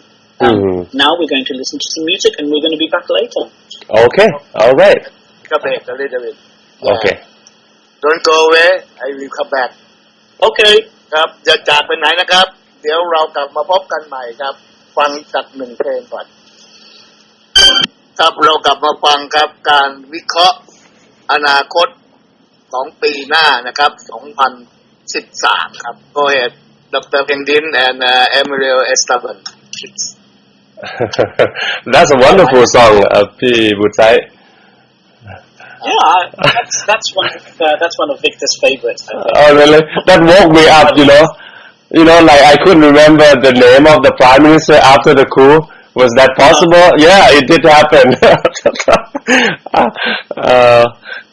Well, I mean, names are always difficult to remember. You can always research that information anywhere. You can't be a font of knowledge. I mean, some things you've got to look up. It's always the case. Now, I want to talk a little bit about the less majesty convictions that have been happening this year. Now, a lot of Yingluck apologists have been saying, oh, look, lèse majesty convictions are going down. That, to a certain extent, is true, but lèse majesty convictions are still happening, and that law is still being used. Well, let's just give you some examples, Victor and Dr. Pianding. People who have been charged with lèse majesty, not a comprehensive list. Fravit, Roger Nabrooke, he works for the Nation newspaper. He hasn't been charged yet, I don't think, but he has been accused of lèse majesty for some of the messages that he's been tweeting. Did you know about that, Doctor? Yes. The one is Somsak Devasatapur, who says that he is pessimistic about the possibility of winning his lèse majesty accusation. After a year of doubt, eventually he has been formally charged. Can I just say something about this? Somsak says he's pessimistic about getting justice, and he's right, because according to World Justice Report this year, 2012, Thailand was ranked 80 out of 97 countries in delivering effective justice. So Somsak is definitely right to say that he's pessimistic about receiving justice in Thailand, because all figures confirm that if you're accused of lèse majesty, you're treated worse than other prisoners, you are denied bail consistently, you are harassed, your sentence is postponed continuously, as in the case of Somsak, Pruksak Semsuk, etc., etc. Kata Bajari Yangpong, he was the equity trader. Now, I think he received four years for passing information about the king being ill. But I've read, in fact, that he didn't do that. I've read that he said something about father being not well or something. It wasn't really that direct. But anyway, Doctor, do you know if Kata has been bailed or if he has been sent to prison? Do you know? Who? Because according to our friend Anthony McGregor Marshall, he tweeted a message saying that this particular lèse majesty victim was bailed, but I haven't seen that officially announced in any. I didn't either. Do you know anything about this? I know he was charged and he was found kind of guilty, but then whether he has been bailed, I don't have any information. Nice, Dr. Pingin. I don't think he's there. I'll ask sorry. I muted the microphone. I just said, I know for sure that the man was charged and he was found guilty, and then the sentence was given. But whether he has been bailed, I'm not sure. Okay, because according to Andrew McGregor Marshall, has been bailed, and that's what I don't understand. That normally you don't get bail in these cases. That's what he said, and that needs to be cleared up, because if Kata, the equity trader, was bailed, and I think that's the very first case of any lèse majesty prisoner, especially one convicted of lèse majesty, who has been bailed. And I think it would be very interesting to follow up on that. Other people who have been convicted or accused this year, Yutapun, he was the man who was accused by his brother while they were watching a television program. Yutapun made a comment about the king, and his brother immediately went to the police station to bring a lesser charge against them. That just shows how divisive and how harmful this law is to Thai people, which is something that royalists continuously deny. They say that this law is good for the king and that this law is good for Thai people. That's a lie. This law divides Thai families. It divides brother against brother, and it has to be abolished. A Muslim man living in Patani has been charged with lèse majesty because he took banners condemning the violence in the south of Thailand, alongside pictures of Queen Sirikit. This has been interpreted as being an insult to the royal family. And this law is so vague that royalists can interpret this, ordinary people can interpret this law in any way they like. It is a piece of legislative terrorism. It's damaging to them, and it's sending innocent people to prison. Some such infamous... who else? That's it. Those are the people who... there are probably more, Doctor, but I don't really know all the cases. I have to look them up. The people who have been released this year, 2012, released or declared innocent, Nat Satayapompisu. He only had 1 more year to serve in prison for a 4-year lèse majesté conviction. It was all trumped up, it was all lies, he was tortured, he was forced to confess under the duress. They used a lie detector machine on him. Completely false, I can tell you that at no point in that they insulted the king or did anything of the sort. Chotisak Onsun, do you remember him? Chotisak Onsun, he was the man who... Well, finally, this year, the charges against him were dropped, even though the government keen to press charges on him. Eventually, it was all forgotten, and it was... So he can now live reasonably normally, although he was hounded, he was persecuted, his life was made a complete misery. Joe Gordon. Do you remember Joe Gordon, the American man? Yes. He's out now. He was released this year. His first message was abolish 112. He said it was damaging and it was punishing people with prison for thinking differently. That's what Joe Gordon said. Chernuk Chaibon. She's the editor-in-chief, I believe, of Kachai news website. In May of this year, she was found guilty of lèse majesté, but she didn't go to prison. One interesting point here. Thai people often say, but the royal family has no voice, they can't defend themselves. Guess who encouraged the police to charge Jeremy Premchapon? Prince Panada Disaku. Prince Panada Disaku, a member of the royal family, alright, albeit distant member of the royal family. He is a prince, and although he didn't bring the charges himself, he encouraged Thai police to bring charges against Chernuk Premchapon.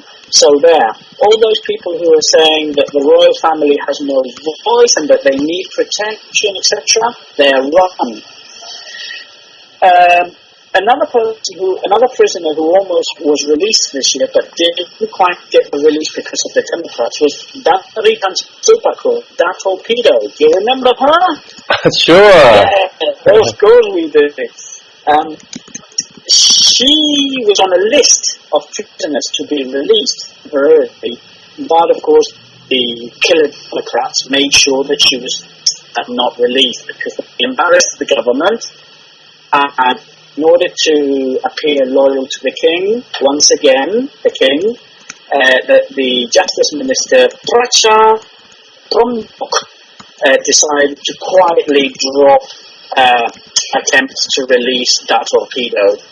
And there she is. She has just spent another Christmas in prison. I believe that's 4 or 5 years that she has been in prison. Let's hope that people come to their senses in 2013 and finally release these people. Surapak Puchasain, he was accused of lèse majesté, and in May, eventually, because of some comments that he made on his Facebook, guess what? While he was in prison, while he was charged under police custody, somebody entered his Facebook page twice and made comments, which means that he was not in control of his Facebook. And we see this again and again and again. The police are so obsessive in Thailand about appearing loyal to the king that they will ignore evidence, telephonic evidence, computer evidence, which proves that people are innocent, like Ampon. Ampon was clearly innocent. All the technical evidence proved this, and yet he died in prison alone in a very horrible way. And this is because of this obsession, this fetish that the police and the institutions have with being loyal to the king. can I just say there are next year bound to be probably more trials. Somyot Praksantsup, I think, is going to be tried on the 23rd of January. I think it is. And a few other cases. Have I got time to mention a few more people? Please, go ahead. Go ahead. Okay. Chuchip Chivasut. He was accused of lèse majesty in 2008. He's a radio DJ. His case is up in the air, still pending. Why? Because he has simply disappeared. Anak Chaijana. He lives in the USA. He is referred to as the king of Thai noodles. He also has a lèse majesty case pending over him in 2012. His family in Thailand are continuously harassed by people in the name of the king, of course, which makes it legal. This year, Anek launched the Thai Alliance for Human Rights along with Chupong Tituan, who is also facing lèse majesty charges. Giles G. Unkakorn, I beg your pardon. In March 2009, he had to leave Thailand and go into exile because he wrote a book criticizing the army. But as we know, when you criticize the army, you are criticizing the king because that's what the king's role is, to justify and to make legal everything that the army does. There are more cases, of course. There is a list. The DSI has a list called the Long Chow list. All three of us are on that list, I believe. Victor, is that right? Yes. There are 33 people on that list, and I think we are on that list, all of us. So there you go. We just have to keep our eyes open. Hang on, I have more. Could you just give me 1 second, please, Doctor? No problem. Go ahead. Thank you. I have more people, but I can't find them because my notes are all over the place. But there are a lot more people. For example, off the top of my head, those are the ones that I can find. But of course, there are still people in prison. Dato Peter is still in prison. She has asked to be moved to the special prison, which is Laxi prison, but she's still in Bangkok Women's Detention Prison. Surajai Sedan, of course, he's still imprisoned. Kenny Tantawood, he's still in prison, of course. Kenny and Joe Gordon were accused by the DSI, by the police in Thailand, of being involved with Nopochoi USA. Completely false. Anybody can tell you that. Can I talk about Somyot, please? Please, yep. Please. Somyot Praksantsup. His trial is coming up on the 23rd of 2013. The question on everybody's lips is, what will happen to him? Will his trial be postponed again? Will he be found guilty, innocent? Human rights groups, including Amnesty International, have consistently said that his prolonged detention is incompatible with human rights legislation, and that what they're doing to him is tantamount to mental torture. He has been 2 years in prison already, people. 2 years, and he still hasn't been sentenced. He himself, in a letter this month, December the 15th, he described himself as suffering in prison. So he's obviously suffering, and he has been denied bail, like everybody, again and again. He is probably in prison because he tried, 2 years ago, he tried to abolish Article 112 by gathering signatures. So his arrest and his conviction is definitely political in nature. And that's the way it is in Thailand. People are allowed to argue and kill each other, but they're not allowed to criticize or argue with the monarchy. That's what needs to change. Instead of Thai people killing each other and arguing with each other and stopping each other from having rights, they need to turn all that energy on the people who are oppressing them, which is the army, the institution, and the Amat. And there we go. That's all the information that I have. Oh, there are other Ikachai. I believe Ikachai is still waiting to be tried. I'm not sure about that information, but we're still waiting for that. Doctor? Oh, do you have anything you want to say? Oh, thank you very much for a summary of all these cases regarding lèse majesty law. For sure, we still have. We must not forget that we still have other prisoners of conscience or political prisoners still in jail across the country right now. So, yep. Ajahn Emilio, sorry, I forgot totally about the summary in Thai. So should I do that briefly, and so that you can prepare for the prediction for 2013? Oh, okay. Right? Yes. Okay. Go ahead. All right. Thank you.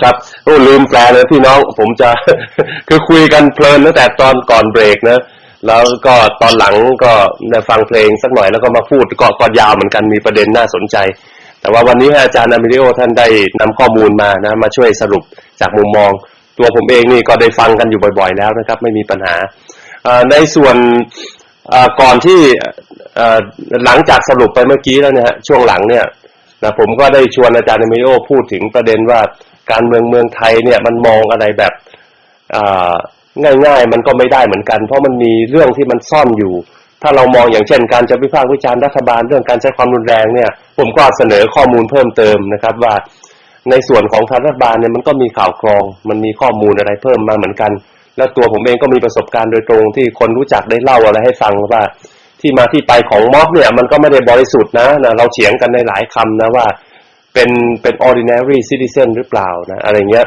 นะก็ไล่ข้อมูลกันไปว่าไอ้พวกนี้เข้าไปเนี่ยเจตนารมณ์เนี่ยนะครับอาจารย์อเมริโอก็บอกว่าก็เป็นสิทธิธรรมดาของประชาชนที่จะเดินขบวนเคลื่อนไหวอย่างบริสุทธิ์นะอย่างเสรีไม่ควรจะมีการจำกัดมันถูกต้องตามกฎหมายผมก็ตั้งคำถามไปว่ากลุ่มคนเนี่ยเป็นคนธรรมดาจริงหรือไม่แล้วเจตนาดีเนี่ยมันใช่หรือไม่ล่ะนะเพราะว่าตั้งแต่ก่อนจะเริ่มต้นนี่ก็มีการพูดคุยกันเรียบร้อยว่าจะยึดประเทศจะแช่แข็งประเทศจะอะไรอย่างเงี้ยนะฮะแล้วก็ข่าวกรองก็มีมาว่าเนี่ยมีความพยายามในการที่จะใช้ความรุนแรงก่อให้เกิดความรุนแรงเพื่อจะเรียกทหารเข้ามาแล้วก็ให้เหตุการณ์มันลุกใหญ่ลามปามไปนะครับจนกระทั่งถึงขนาดจะต้องไปล้มรัฐบาลให้ได้ผมก็บอกว่าเหตุการณ์ในอดีตเนี่ยนะไม่ว่าจะเป็นพันธมิตรอะไรก็แล้วแต่เนี่ยที่ไปยึดทำเนียบที่ไปยึดสนามบินเนี่ยพวกนี้มันก็ไม่ผิดมันเส้นใหญ่เพราะนั้นเนี่ยการจะบอกว่าประเทศไทยไอ้พวกนี้ออกมาเนี่ยรัฐบาลทำเกินเหตุเอาคนจำนวนตำรวจโอ้โห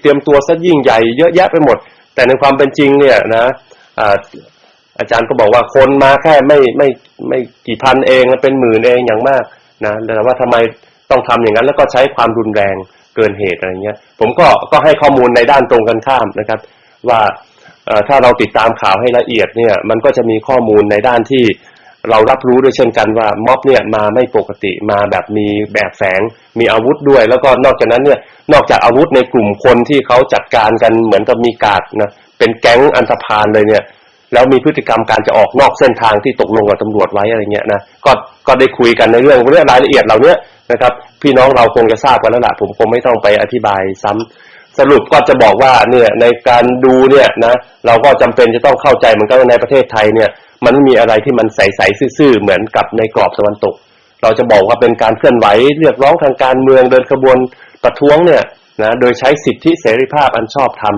นะโดยจิตบริสุทธิ์เสียงบริสุทธิ์ของประชาชนนะมันสำหรับประเทศไทยมันใช้ไม่ได้เพราะทุกอย่างมันเป็นเรื่องการจัดการทางการเมืองหมดและผมก็ยกตัวอย่างด้วยว่าข้อมูลเนี่ยบางอย่างอย่างเช่นเสอ้ายเนี่ยไม่ใช่เป็นเสอ้ายตัวคนเดียวโดดเด่นที่มาที่ไปมันมีก็บอกว่าเนี่ยไล่ไปถึงองคมนตรีนะสุรยุทธนะแล้วก็เขามีความสัมพันธ์กับนะพ่อเขามีความสัมพันธ์กับกลุ่มทหารตามขอบชายแดนนะแล้วทหารพวกนี้ก็มีการฝึกสำหรับการฆ่านอกรบนอกรูปแบบซะด้วยอะไรเงี้ยนะพอเขาก็เคยไปตั้งแต่ตอนเป็นทหารไปสัมพันธ์กับกลุ่มนี้พอเข้ามาอยู่ในอำนาจตอนหลังเนี่ยนะครับก็มีการขัดอกขัดใจกับดร.ทักษิณนี่แหละนะครับแล้วก็เสอ้ายก็อยู่ในกลุ่มที่อยู่ในขัดอกขัดใจมีประวัติกันมาเพราะฉะนั้นแค้นฝังหุ่นทั้งหลายเนี่ยมันก็ทำให้พฤติกรรมที่หรือข่าวลือที่บอกว่าจะมีอาวุธนะมีการใช้กลุ่มคน จากนอกประเทศเพื่อจะได้สืบหาต้นเหตุอะไรไม่ได้เนี่ยเข้ามาก่อการเสริมให้เหตุการณ์มันยิ่งใหญ่บานปลาย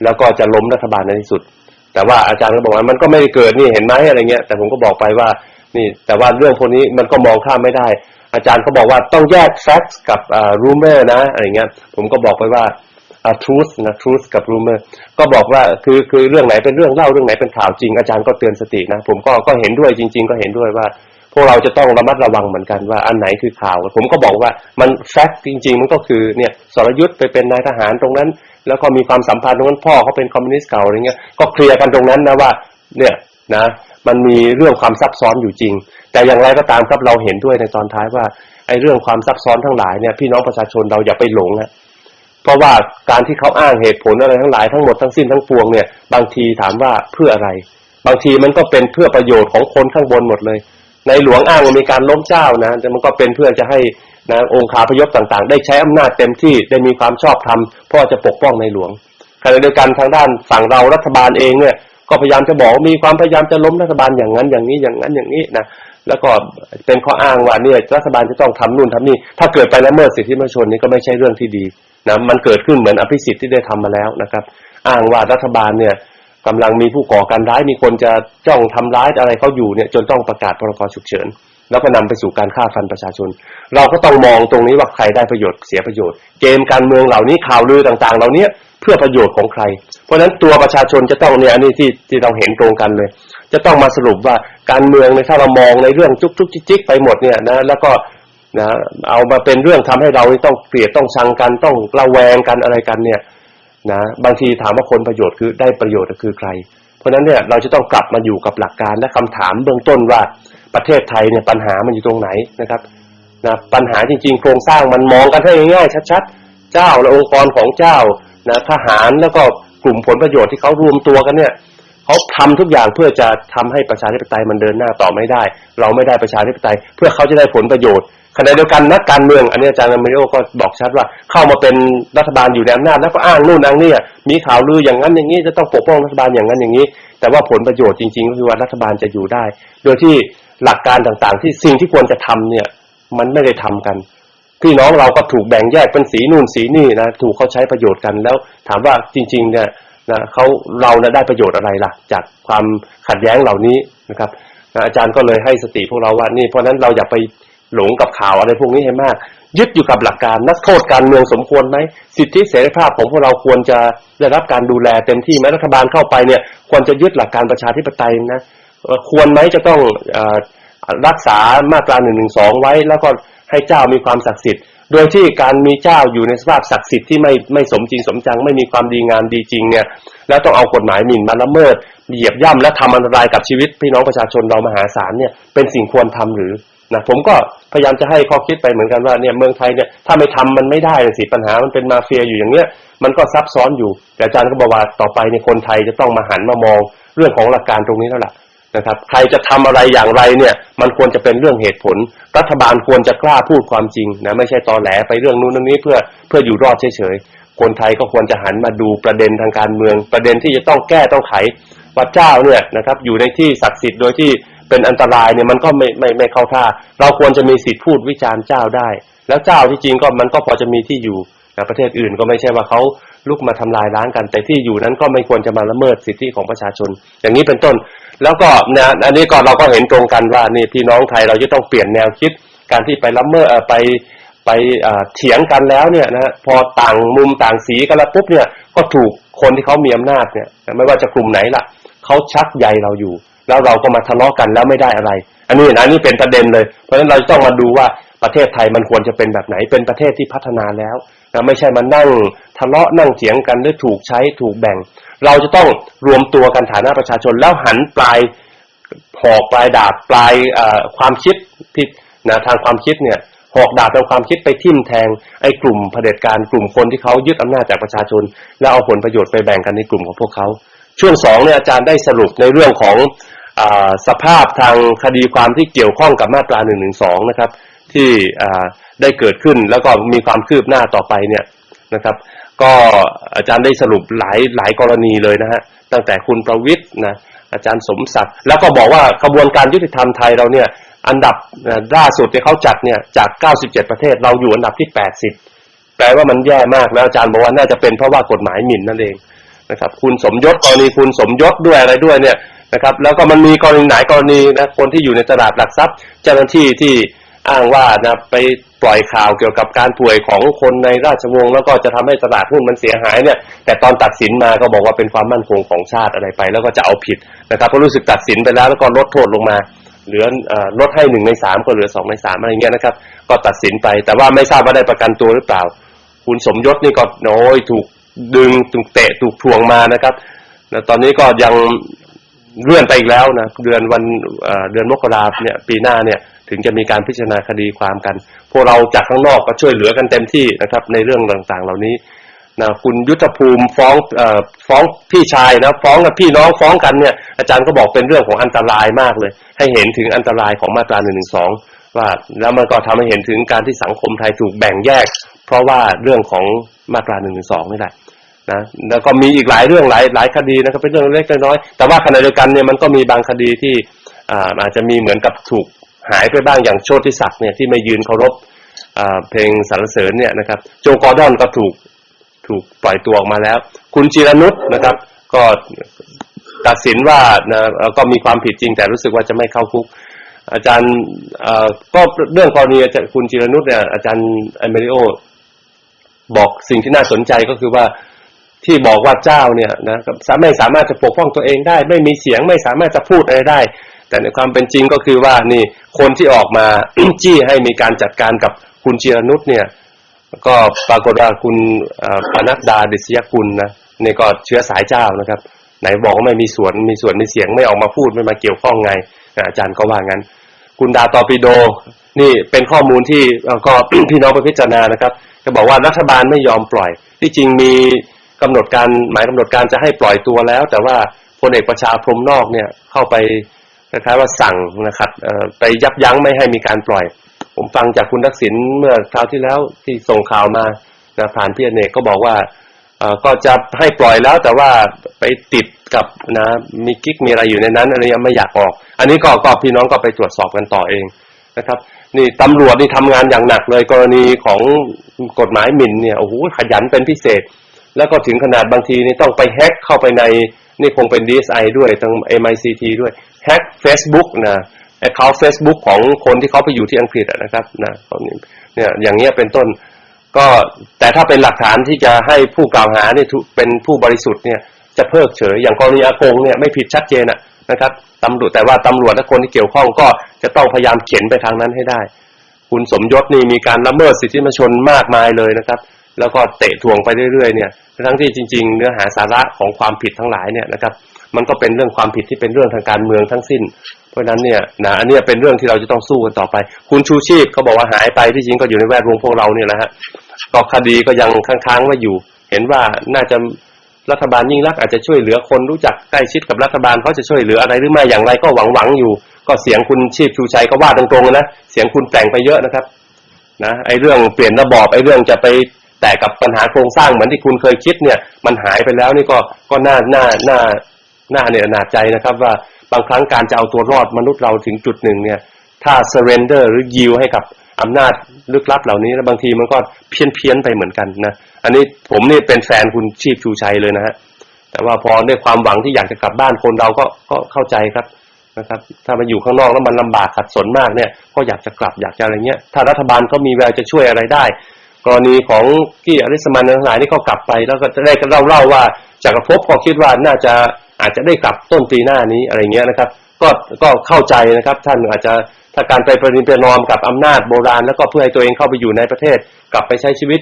ค่อนข้างปกติแล้วก็นะดีไม่ดีก็นะไม่รู้ล่ะนะก็ในที่สุดถ้ายอมตามกลุ่มนั้นก็คือจะต้องแสดงความเห็นในเชิงที่สอดคล้องกับสิ่งที่พวกนั้นอยากให้เป็นรัฐบาลอยากให้เป็นอย่างไรถ้าต้องการให้คนในรัฐบาลช่วยเสียงของคุณมันก็แปลงไปนะครับอันนี้มันก็เป็นเรื่องน่าเศร้าแต่ว่ามันคือสิ่งที่เกิดขึ้นจริงๆนะครับแล้วที่คนที่โดนเนี่ยแน่ๆครับพี่อเนกชัยชนะชูพงษ์ทีท่วนใจอึ้งภากรพวกนี้อาจารย์ก็กล่าวถึงคุณหนุ่มด้วยนะครับก็ความจริงอะไรเป็นยังไงเราก็ไม่ต้องไปพูดรายละเอียดกันละนะครับแต่ว่าที่เด็ดๆเลยอาจารย์ลงท้ายบอกว่านี่ประเทศไทยนะ มันต้องมาปรับเปลี่ยนวิธีคิดอะไรกันหมดเลยนะคนไทยเนี่ยฆ่ากันเองได้แต่วิจารณ์เจ้าไม่ได้ นี่คมมากเลยนะคนไทยเนี่ยทำไมปล่อยให้มีการฆ่ากันได้นะครับแต่ว่าถ้าใครจะไปวิจารณ์เจ้าเนี่ยโอ้คนไทยเป็นเดือดเป็นแค้นนะคนไทยบางส่วนเพราะฉะนั้นเนี่ยคนไทยเองควรจะร่วมมือกันนะครับแล้วก็ไปสู้กับอำนาจต่างๆเหล่านี้ซึ่ง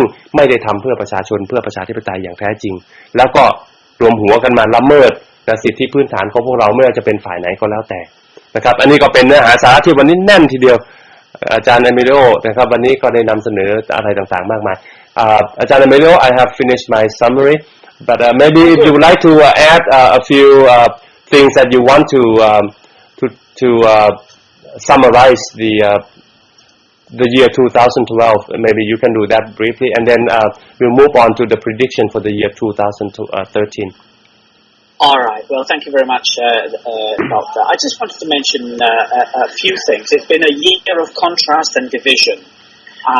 That's the key word, which is why we hear the word unity continuously. The unity bills. The Prem talked about uniting.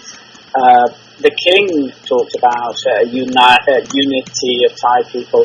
But there's very little of that if there's no debate and no discussion. There needs to be a debate, but it's impossible while lèse majesty law and all these other repressive laws like the Nuclear Crime Act are there to stifle debate and to stop people from talking.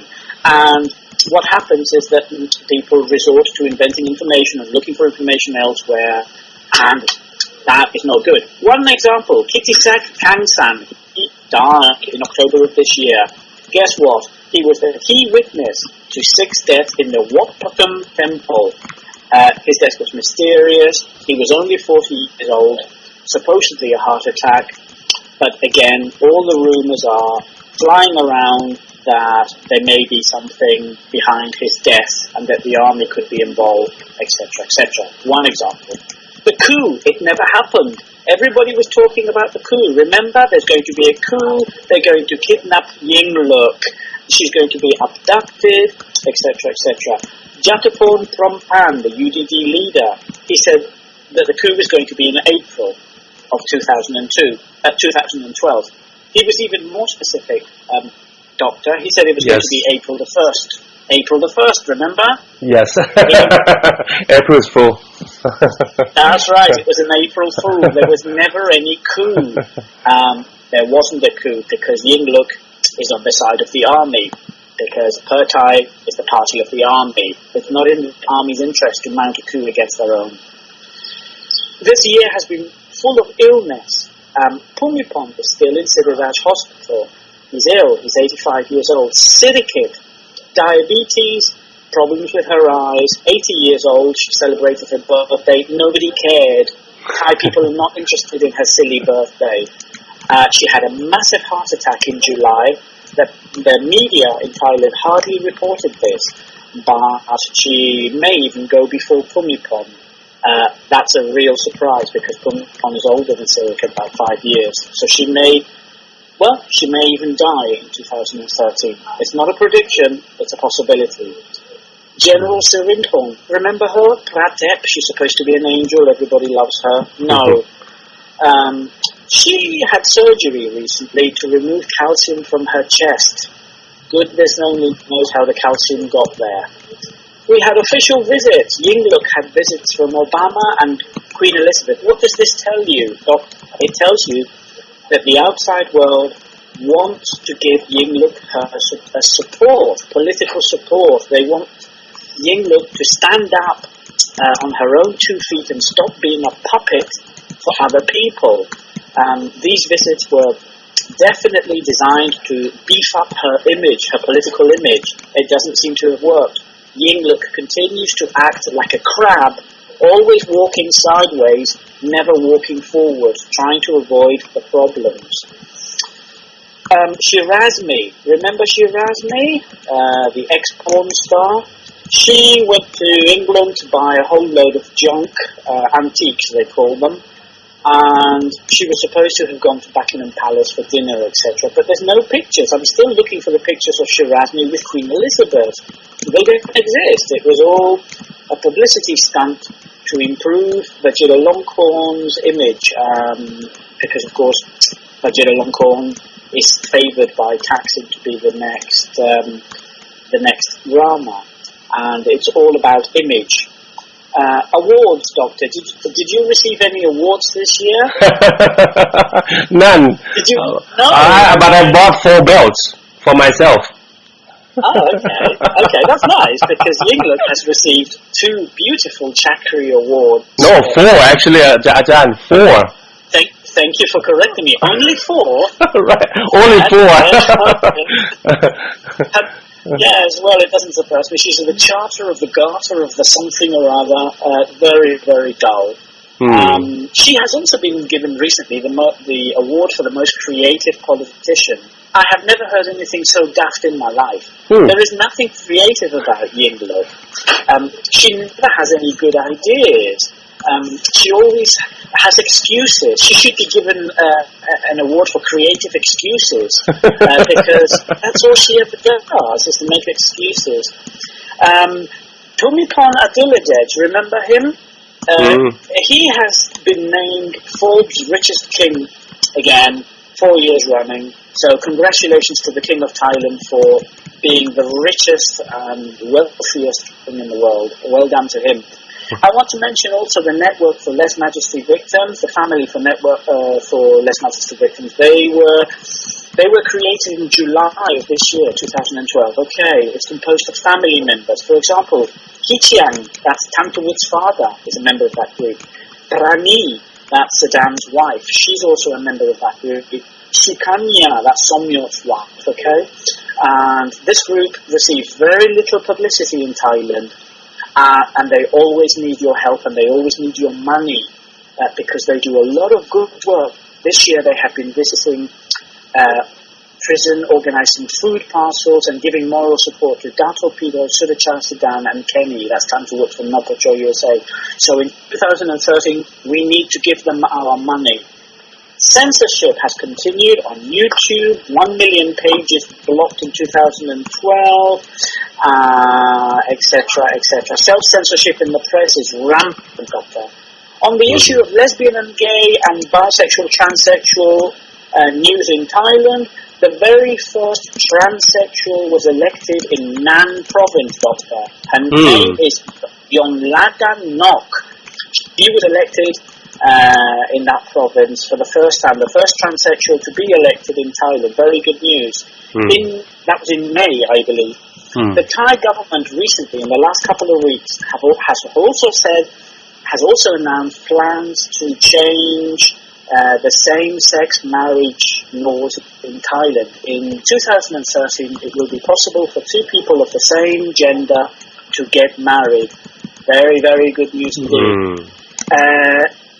There is still no lesbian and gay movement within the red shirt, supposedly a progressive red shirt movement. There is still no gay and lesbian movement within the red shirt movement. Let's hope that in 2013 the red shirts get their act together and recognise the efforts made by the lesbian and gay community in Thailand in the political movement. Also, what needs to be tackled is violence against gay women, against lesbians. That is still an issue that's pending for this government. That needs to be dealt with.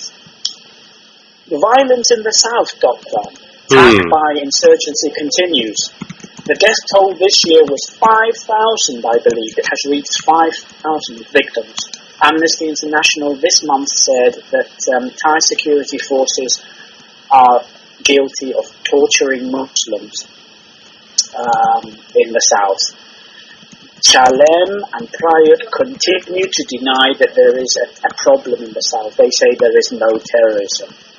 The unity bills, remember the unity bills, Doctor? We talked about that. They completely failed to get approved by Parliament. Because the PAD thugs stormed Parliament and the Democrats supported that. And they said that it was an attempt to get amnesty for Thaksin for what is, after all, a politically motivated criminal charge. Everybody can see that. The reconciliation bills were dropped.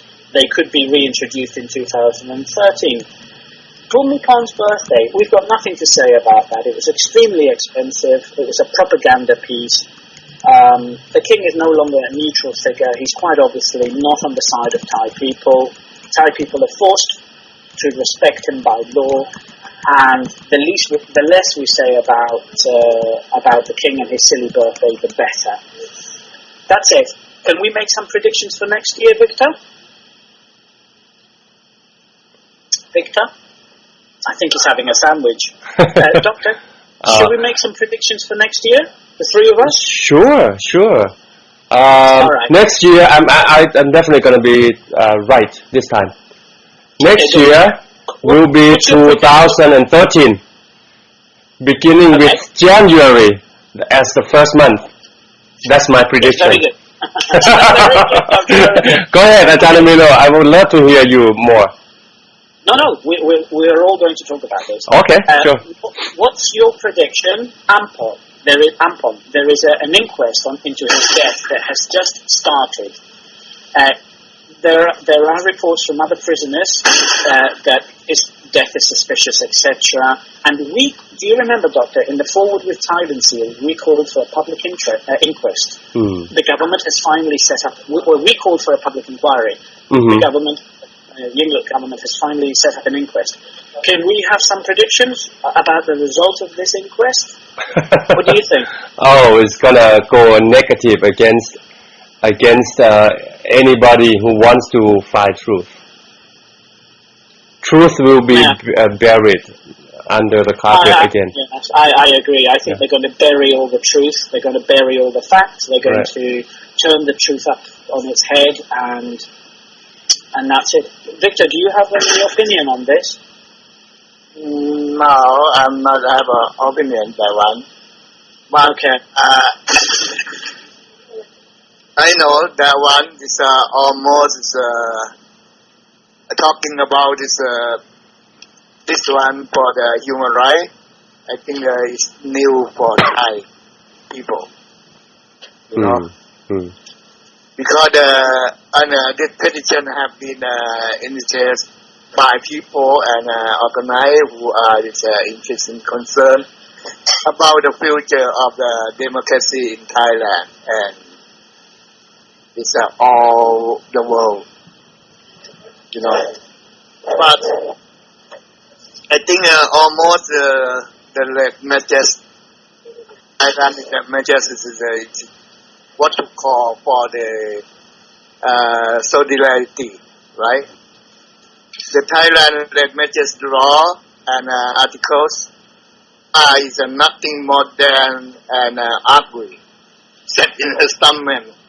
Derailing democracy and what they call the stumble taxing and the aspirations of the absolutely that's the whole point. That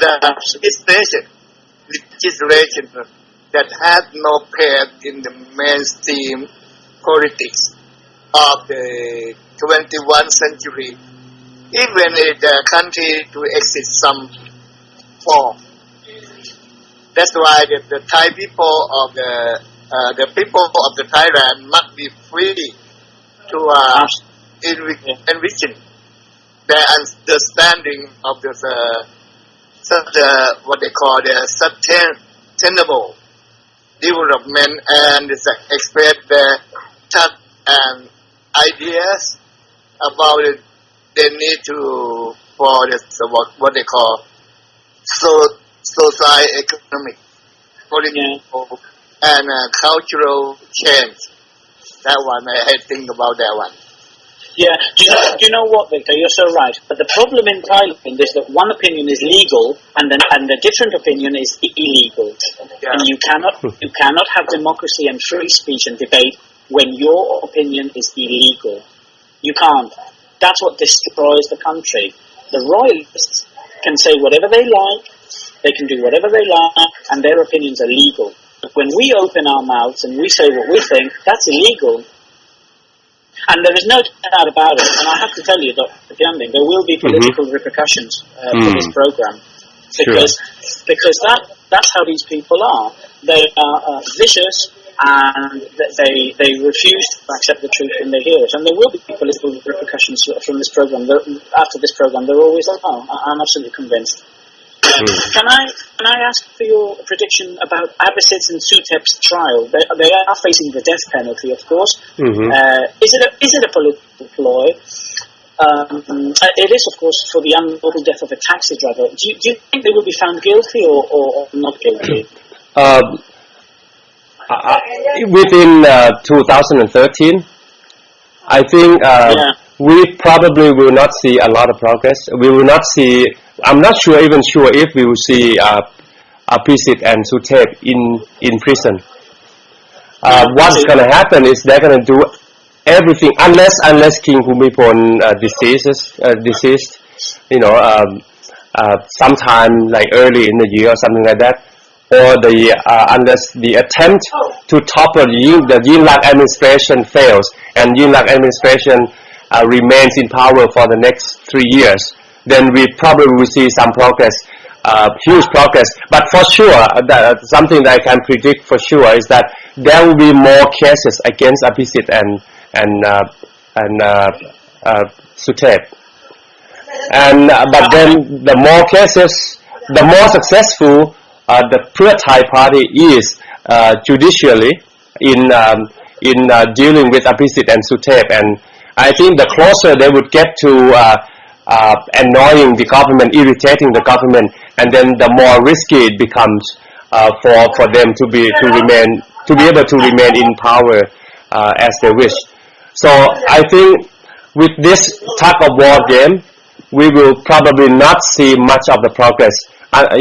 Maybe it would even go the opposite. That is, Sutep and Abhisit would try to create situations where they probably are closer to power, or there is chaos or turmoil in the country, so much so that you can't really push the righteous agenda forward. It would remain in court. But of course, there's no way out for Abhisit and Sutep.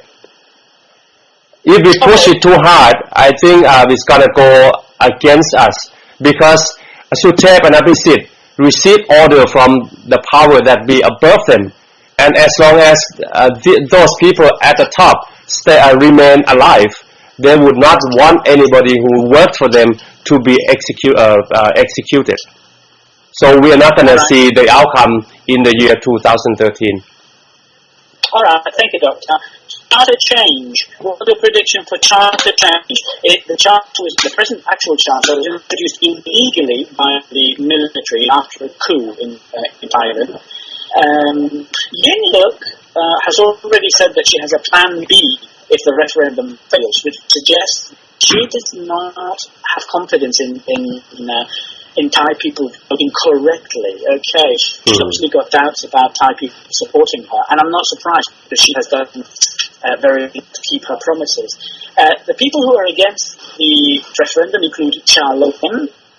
He has already said that it's not a good idea. Dr. Khun is against the referendum, and Tida is also against this referendum. Practically nobody in the venture echelons of the government is supporting this. I'm not even sure that Yingluck supports this referendum. It's going to be very expensive, and it's probably going to be a failure. What's your prediction, Victor? Do you think the referendum will say yes or a no? Year 2013. Yes. 2013, right? I think this next year. Yes. Do you think people will vote yes or no in the charter? What will be the result for the referendum? ลงประชามติพี่ Some people they love to vote that one. Some people they attempt their vote. I think that they have too much a problem with the vote. Okay. Yeah, but the problem with this referendum, again, is political, because the wording of the question is wrong. Because it said, do you like the idea of changing the charter completely? Something like that. Well, of course we like the idea. We like the idea of changing the charter, because the charter was introduced by the military. But wait a minute. How are you going to change it? What changes are you going to make, Emilio? Are you going to make the changes necessary to abolish their Majesty law and to free political prisoners or not?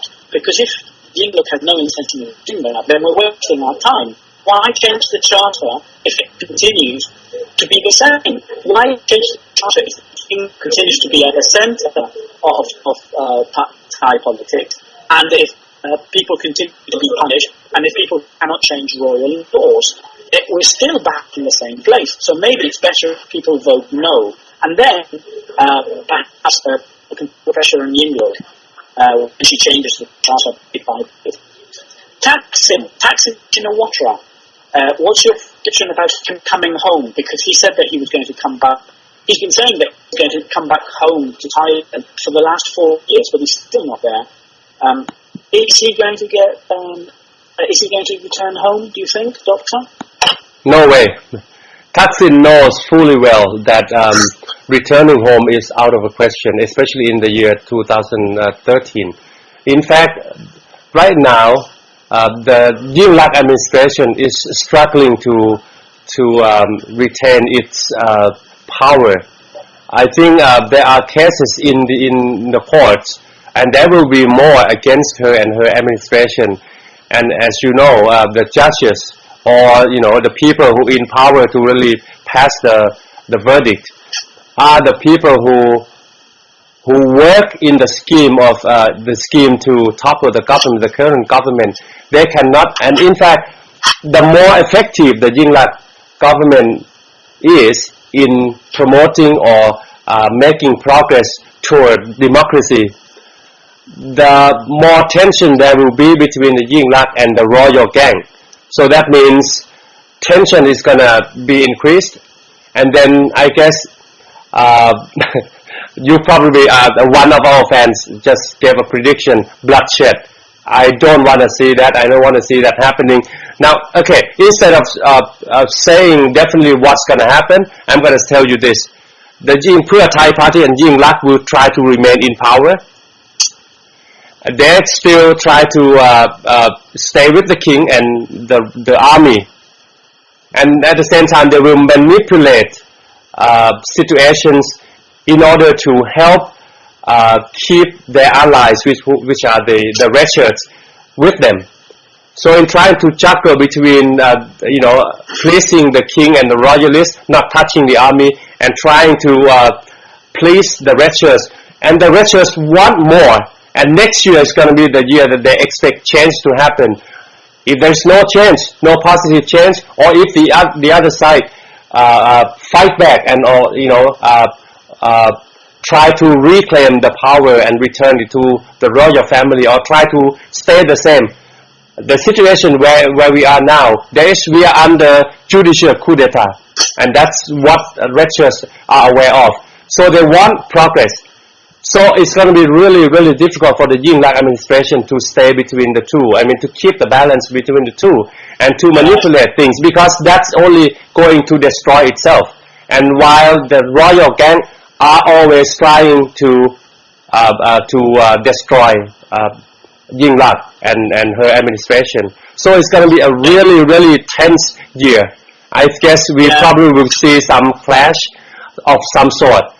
Referendum, if it happens, and if the Yingluck administration dares to propose something radical, but then that's illegal, as you probably know that. In the current constitution, you are not able to propose questions that will potentially change the format of the regime or the.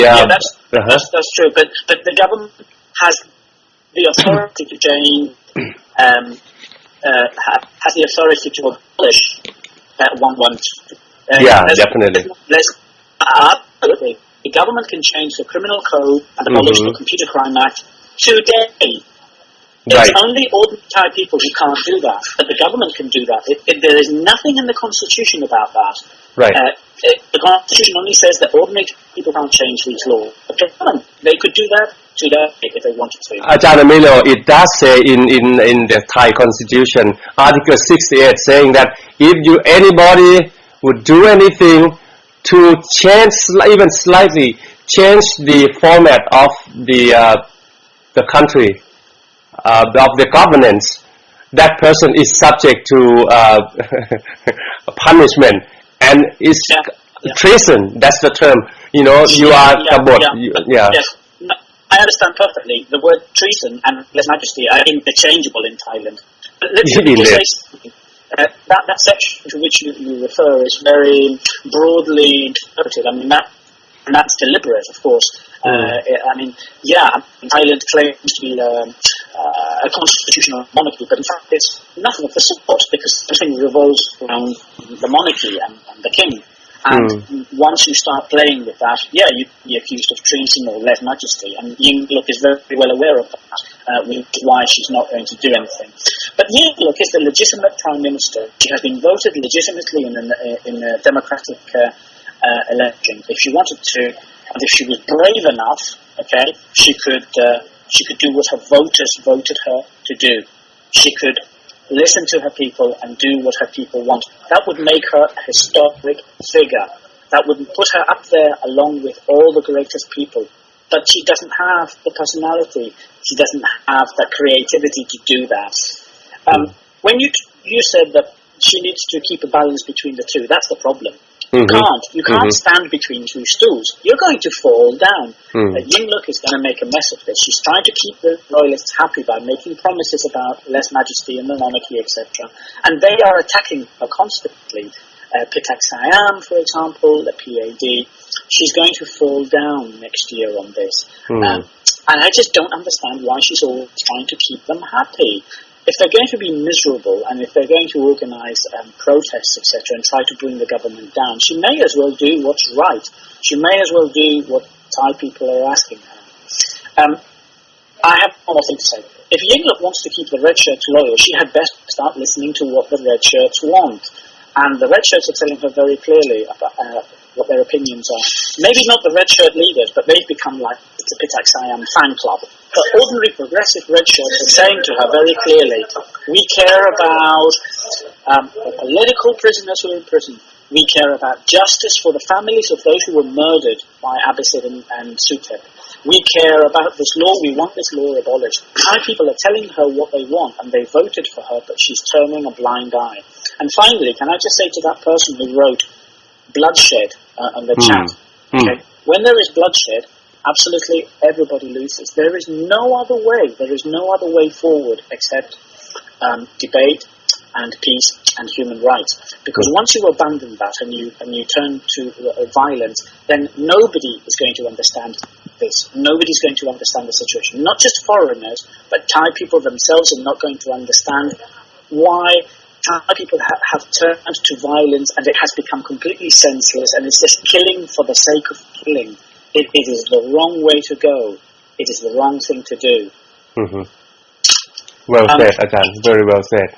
Absolutely, absolutely. Doctor. Well, violence and bloodshed were never planned for or triggered by civilians, ordinary people. That's the sad fact.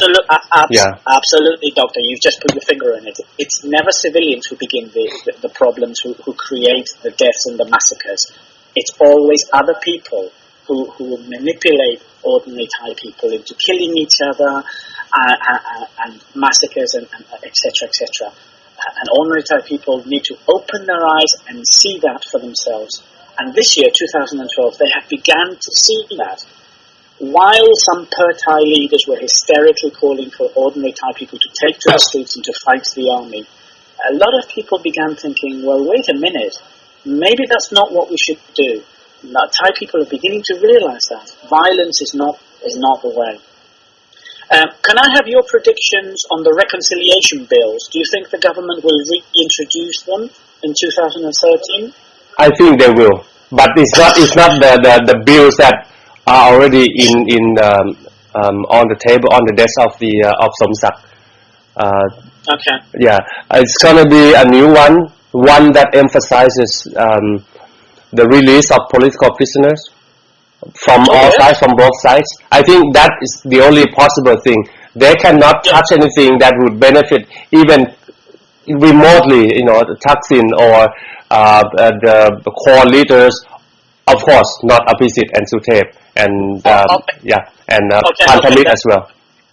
That's fine. That's fine. But hang on. What the government calls political prisoners is not what we call political prisoners. They don't classify lèse majesty prisoners as political prisoners. They deny that. Right. Lèse majesty prisoners will continue to rot in prison. What we need is a rock-solid guarantee from the government in Thailand that lèse majesty prisoners will also be granted the same rights as all the other political prisoners. I think Ajahn Emilio, maybe the king will die early next year, and then with that, then all these lèse majesty prisoners will be abandoned. Will be pardoned. Well, there's no doubt that the king will die. There's no maybe about it. I know nothing sure. Yeah. Well, but they say that he's divine, but he's not. He will die. Probably in the next couple of years. I mean, everybody dies, even living gods. But whether that will result in an amnesty for political prisoners and lèse majesty prisoners is a bit more questionable because, of course, the legislation still stands, and Vajiralongkorn needs the legislation to whitewash his dirty image, really, his bad boy image. So, I doubt that, honestly, Doctor. I really do doubt it. I have another question for you. Is there going to be a coup in 2013? Unlikely, but not a military coup. But if there will be judicial coup, almost certainly, almost 100%. That means Yingluck administration will be toppled by the juries, by not the normal ones, but the what do you call that, independent agencies under the constitution, constitutional agencies, I believe.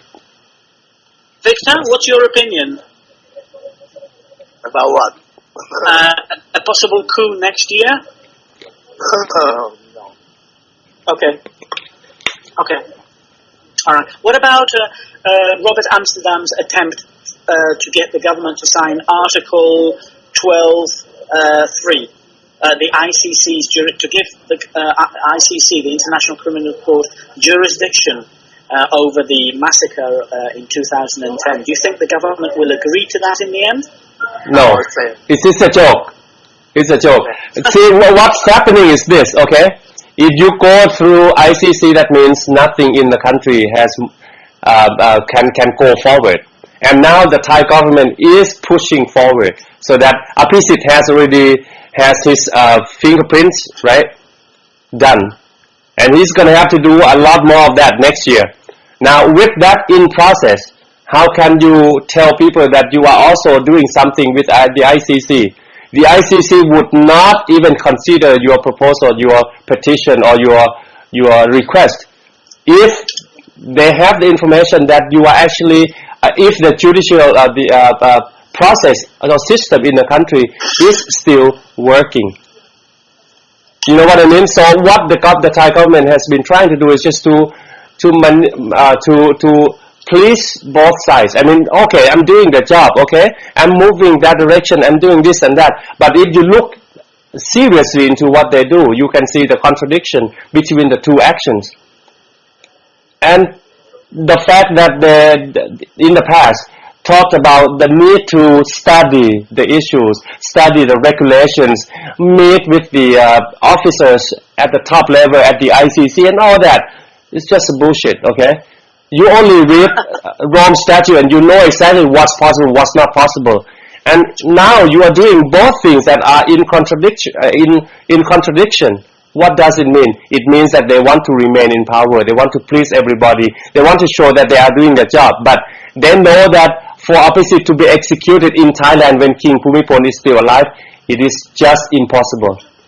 And Thais, they know that Thais seem to know this also. So they just push it forward and let it lay there and then let the process. Even DSI, Tariq Pengdit, already gave an interview and gave a hint to Abhisit and Suthep that, you can, yes, okay, you now have the fingerprints done, but you still can have your lawyers request for further collection of evidence in order to to have the evidence on your side to counterbalance with the accusation and all that. That's going to take a long time, and it's going to take a long time, and the government doesn't care because people who have been guilty, who have committed some crimes, they're going to be subject to the law anyway, and Thais probably tend to understand that. But then pushing it toward the ICC, that's a joke, really. Thais know better than that, and they should know better than that, and than they do now. That Thais know, so they can't just do anything just to fool Thais anymore. All right. Well, thank you very much for that information, Doctor. Sure. And I think we finished, Victor. We've been on air for more than 4 hours. For 4 hours, I think. Really? Right? 4? We began at 6. I think it's 3 hours, Ajahn. Don't you think? Oh, really? I thought it was 4. No, 5 hours. We've been on air for 5 hours, I think. Really? It's 9 o'clock now. We began at 6. Yeah, that's 3 hours. Honestly, you see, this is why I was confused at the beginning, because my clock is all completely wrong. I thought it was. You changed the time, right? You switched the clock. You turn the clock backward or forward, Ajahn?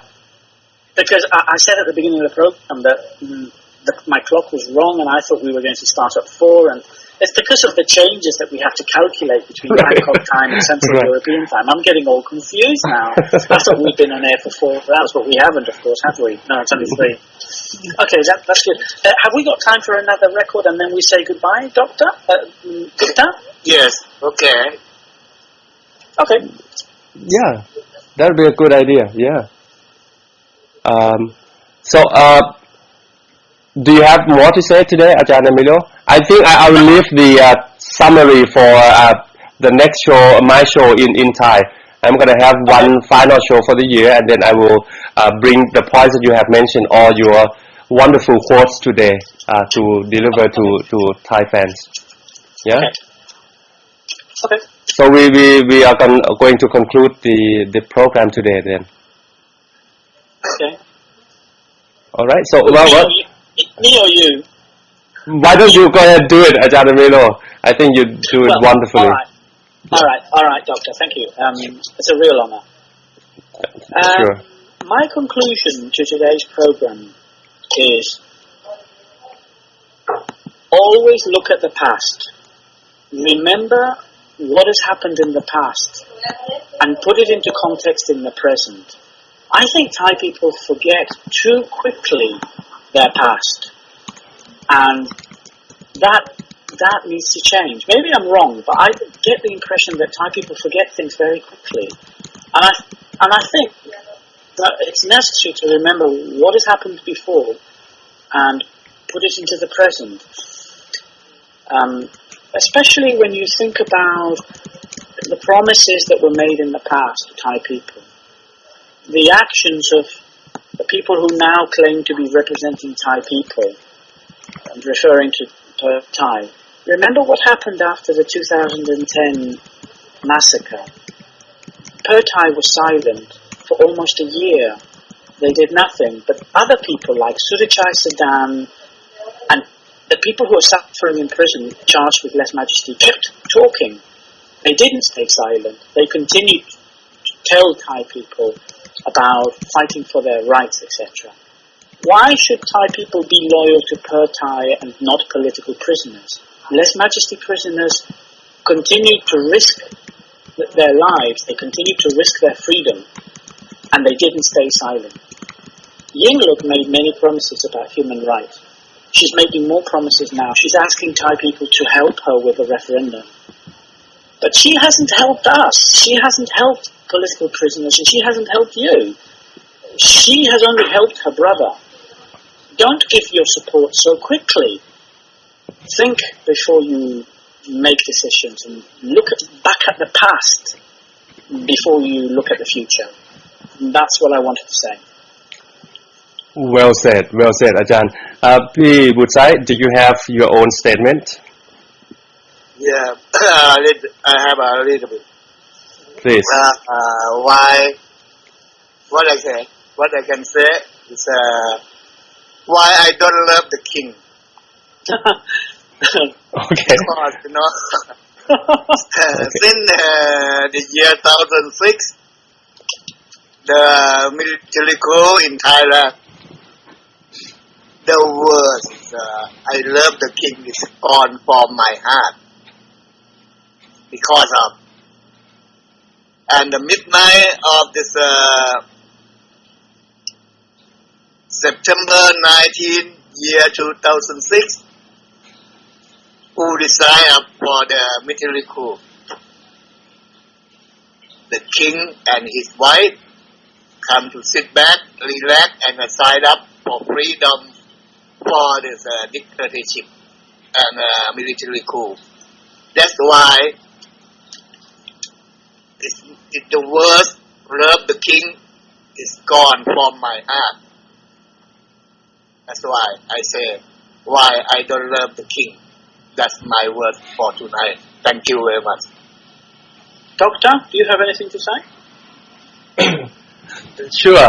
Well, inspired by your words and P. Woodside, I would like to say a few words at the end. Politics moves forward or backward depending on the dynamics. And the dynamics, political dynamics, has to do with how different parties act, react, right?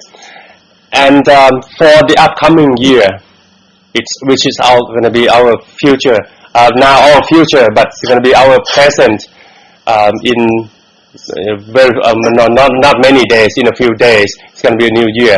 So whatever we do each day will determine our future. So I'm hoping that in the upcoming new year is the time for change, and people will change.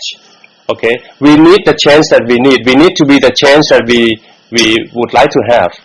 So in that regard, your words, Ajahn Emilio, about the fact that Thais, especially ordinary people, we have to realize that the political games that we have been led to play in the past 5 or 6 years have been dictated or manipulated by the ruling class or the people in power, and the elites, the politicians, and other agencies that are not necessarily people who sincerely want to work on behalf of the people. Now we have to be clever. We are the force that will change, that will direct the country toward a more democratic nation. So I think it's time to work. It's time to direct changes, and it's really time to change. And I hope the year 2013 will be the time for the changed Thailand. Absolutely. Well done. Well said. Change is the key word for 2013. Change so that things really will change and we don't just repeat history again and again. Remember your history and you will not repeat it. Move forward. We've always said that. That is the key word for 2012. And it's just as valid for 2013. Forward with Thailand, backward. Don't hold on to ideas that nobody understands and that only create problems for a country. Move forward with new ideas, progressive ideas that will make your country stronger and more democratic. Okay, Ajahn, well said too. Now, it would be rude for us not to say a few words in Thai to our fans. I guess they must be wondering what we've been talking about. I feel a little guilty now. Yeah, let me say maybe a minute just to tell them and keep a closure, a complete closure. ครับก็พี่น้องครับต้องขออภัยนะครับไม่ได้แปลเนี่ยเพราะว่าคุยกันมันเพลินนะแต่ว่าอยากจะบอกเนื้อหาสาระที่พี่น้องจะถือกลับไปด้วยเนี่ยนะครับคืออย่างนี้เราก็ได้พูดกันถึงเรื่องปรากฏการณ์ต่างๆสำหรับปีใหม่ที่จะเกิดขึ้นเนี่ยอาจารย์เมโอก็ได้ถามนะครับหลายเรื่องเลยนะครับก็ถามว่าอย่างเช่นว่ามันจะเกิดรัฐประหารไหมคดีของอภิสิทธิ์จะเป็นอย่างไรนะครับเรื่องของ ICC เนี่ยจะเดินหน้าเอาคดีความกับอภิสิทธิ์นอกบ้านนอกเมืองเนี่ยมันจะเป็นยังไงนะครับ ก็ได้พูดคุยกันนะครับแต่คิดว่าเนื้อหาสาระเนี่ยก็คงจะไม่ต่างจากที่ได้คุยกับพี่น้องในรายการที่ผ่านมานะครับแต่ว่าเดี๋ยวผมจะสงวนเอาไว้ขอสงวนสิทธิ์เอาไว้สำหรับเป็นรายการปิดท้ายนะครับที่จะน่าจะมีขึ้นภายในนี่แหละวัน2วันนี้แหละครับก่อนส่งท้ายปีเก่าต้อนรับปีใหม่นะครับแต่ว่าประเด็นท้ายๆที่อาจารย์อเมโลและพวกเราได้พูดกันเนี่ยผมว่าน่าสนใจมากนะครับอยากจะสื่อถึงพี่น้องคือว่าอาจารย์อเมโลได้บอกว่าอย่าได้ลืมอดีตเราจะต้องดูอดีตนะอย่าลืมอดีตสิ่งที่ผ่านมาสิ่งที่ปรากฏผ่านมาเนี่ยมันเกิดอะไรขึ้นเราต้องเอามาเป็นบทเรียนแต่ถ้าเรามองกรอบการปฏิบัติหรือเรื่องราวในปัจจุบันนั้นเนี่ยเราจะต้องไม่ลืมอดีตแปลว่าใครเคยทำอะไรไว้ในอดีตนะครับแล้วปัจจุบันเนี่ยถ้าเขาจะมาเรียกร้องมาขอมาอะไรหรือจะทำอะไรอีกเนี่ยเราก็อย่าลืมว่านะที่ผ่านมาเป็นอย่างไรนี่อาจารย์เขาก็ยกตัวอย่างของรัฐบาลยิ่งลักษณ์ว่าได้ให้คำมั่นสัญญาเรื่องสิทธิมนุษยชนเรื่องการดูแลพี่น้องอะไรเราเนี่ยนะฮะพอเข้ามาอยู่ตำแหน่งปีกว่ามาแล้วเนี่ยแล้วพอจะขึ้นปีใหม่ซึ่งก็เป็นเข้าช่วงไตรมาสที่เข้าไปที่2ของปีที่2ของการดำเนินหน้าที่ปฏิบัติหน้าที่แล้วที่จริงน่าจะมากกว่านั้นนะครับแล้วก็ถามว่าไอ้คำมั่นสัญญาที่เคยให้ไว้ได้ทำอะไรไว้บ้างถ้าจะมาขอให้เราได้ทำอะไรใหม่เพื่อช่วยเขารักษาหน้าหรือปฏิบัติหน้าที่อะไรเนี่ยก็อย่าพึ่งเผลอไปให้ความร่วมมือโดยไม่มีเหตุผลไม่ถามไม่ตั้งคำถามนะอันนี้ก็เป็นเรื่องเป็นข้อคิดนะพี่น้องก็ต้องดูเหมือนกันเมื่อก่อนหน้านะอาจารย์ก็บอกว่าคนจะมีการต่อรองแล้วผมก็ลุกขึ้นมานะอาจารย์ถามพี่บูไซบอกว่าที่ไม่รักเจ้าเพราะอะไรนะครับนี่ก็คงโดนใจหลายคนกระแทกใจหลายคนแต่ว่าผมก็มาต่อท้ายด้วยการสรุปว่า ปี2513 2556เนี่ยน่าจะเป็นปีของการเปลี่ยนแปลงนะครับเราดูอดีตเราได้บทเรียนอะไรทั้งหมดแล้วเนี่ยมันควรจะเป็นปีเป็นแห่งการเปลี่ยนแปลงสักทีที่จริงถ้าจะขยายความหน่อยก็รัฐบาลเปลี่ยนได้ไหมนะครับทำตามที่อาจารย์อเมริโอว่าสัญญาอะไรไว้ก็ทำซะยึดหลักยึดเกณฑ์ยืนยันให้ชาวโลกได้เห็นคุณยิ่งลักษณ์เนี่ยราชินีอังกฤษโอบามาเขาไปเยี่ยมถึงที่ราชินีพาเข้าไปอย่างเงี้ยขนาดฟ้าชายเนี่ยภรรยาเขายังไม่มีรูปให้ปรากฏเลยอะไรเงี้ยนะครับเพราะนั้นเนี่ยชาวโลกเขาให้ความชอบธรรมประชาชนหนุนเต็มที่ทำหน้าที่ให้ดีเปลี่ยนพฤติกรรมสักทีนะครับไอ้ที่หวังจะหลอกลวงประชาชนจะยืดอายุตัวเองให้อยู่ในตำแหน่งโดยที่นะพยายามจะยืนเหยียบเรือ2แคมนะอาจารย์บอกว่ายืนบนเก้าอี้2ตัวเนี่ยผมจะเติมให้ว่าเก้าอี้ตัวหนึ่งเป็นเก้าอี้กำลังผูกอีกเก้าอี้ตัวหนึ่งเนี่ยมันเติบโตขึ้นมามันจะเป็นแท่งหินแห่งหลักประชาธิปไตยที่มันสูงตระหง่านค้ำอำนาจใดๆแล้วถ้าคุณยิ่งรักจะหวังจะยืนเหยียบอยู่2อันที่มันต่างกันอย่างนี้นะครับผลเสียที่จะเกิดขึ้นกับทั้งคุณทักษิณและคุณยิ่งรักมันจะมีค่าประเมินไม่ได้มันจะหนักหนาสาหัสมากเพราะนั้นก็ฝากข้อคิดให้ไปกันอย่างนี้นะครับแล้วก็อาจารย์ในเมโลก็เข้ามาเสริมว่าใช่ควรจะเป็นปีแห่งการเปลี่ยนแปลงนะครับพวกเราก็ควรจะช่วยกันคิดดีทำดีกันต่อไปนะครับแล้วก็อย่างว่านะครับยังไงก็ต้องมีข้อมูลกันต่อเพราะฉะนั้นเนี่ยเรื่องของรายการของมหาวิทยาลัยประชาชนนปช USA นะครับแล้วปีหน้าเนี่ยอาจารย์ในเมโลtalking about change I think changes or decisions that we are going to make in the upcoming year, new year, will have to be based on information.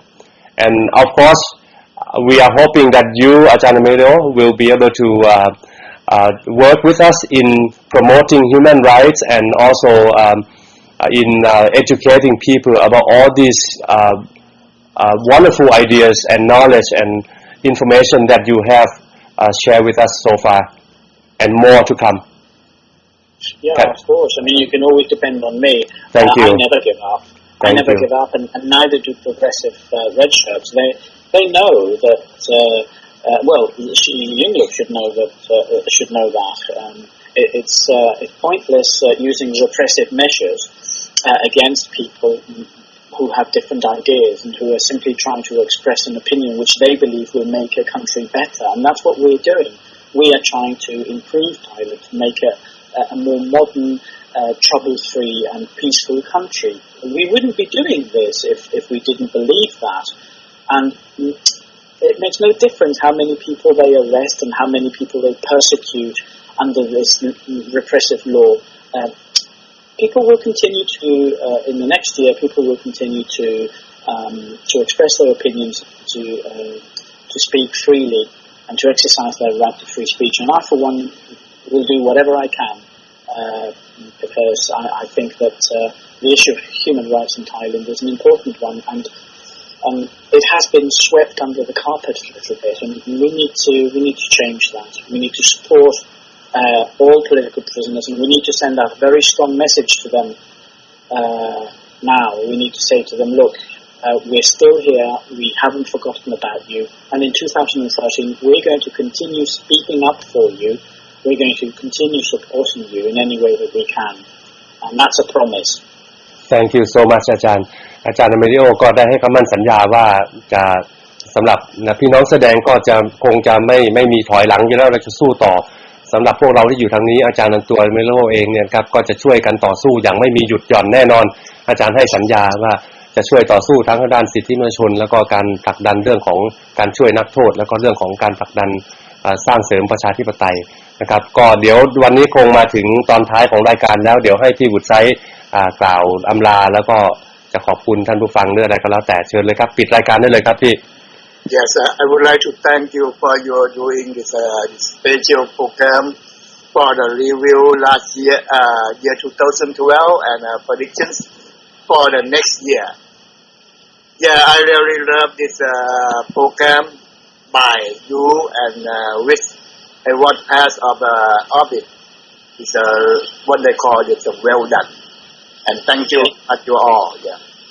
ครับก็ขอบคุณทุกท่านเลยนะครับนะฮะขอบคุณทั้งอาจารย์แอมเรียลและดร.เพียงดินครับที่มาเปิดสนทนาในรายการพิเศษนะครับที่เราจะมาดูย้อนหลังการวิเคราะห์ย้อนหลังจากปีนี้ครับซึ่งกำลังใกล้จะหมดปีแล้วก็มาวิเคราะห์ในปีต่อไปครับซึ่งโปรแกรมครับรายการแบบนี้ครับนะเป็นรายการที่ให้ความรู้แก่พี่น้องประชาชนครับซึ่งในเป็นภาษาอังกฤษนะครับสำหรับพี่น้องที่สามารถสนทนาหรือฟังภาษาอังกฤษได้เข้าใจครับได้นำไปเผยแพร่กันนะครับทั้งนี้ก็ต้องขอบคุณอีกครั้งครับทีมงานนปช.ยูเซและทีมงานของมหาวิทยาลัยประชาชนตลอดจนเพื่อนๆที่อยู่ทั่วทุกมุมโลกเลยนะครับแล้วเรากลับมาพบกับรายการแบบนี้ได้ใหม่ครับในโอกาสต่อไปครับI will see your next program. That's right. That's correct. And hopefully, Victor, we can start that new idea from Dr. Piangding, which I thought was very good. Earlier this year, he suggested that we should consider doing a program on Skype. And I liked that idea, although we didn't continue talking about that. I rather like the idea of doing a radio program on Skype. So maybe we can develop the doctor's idea a little bit more and maybe do something like that. Yep. Okay. If you are the folk, if you write this program, please ring my bell. Okay. I missed the song. For you every anytime. Okay, see you guys and the next year. Maybe a program. Thank you very much. Thank you all. Thank you. Thank you and happy New Year, everybody.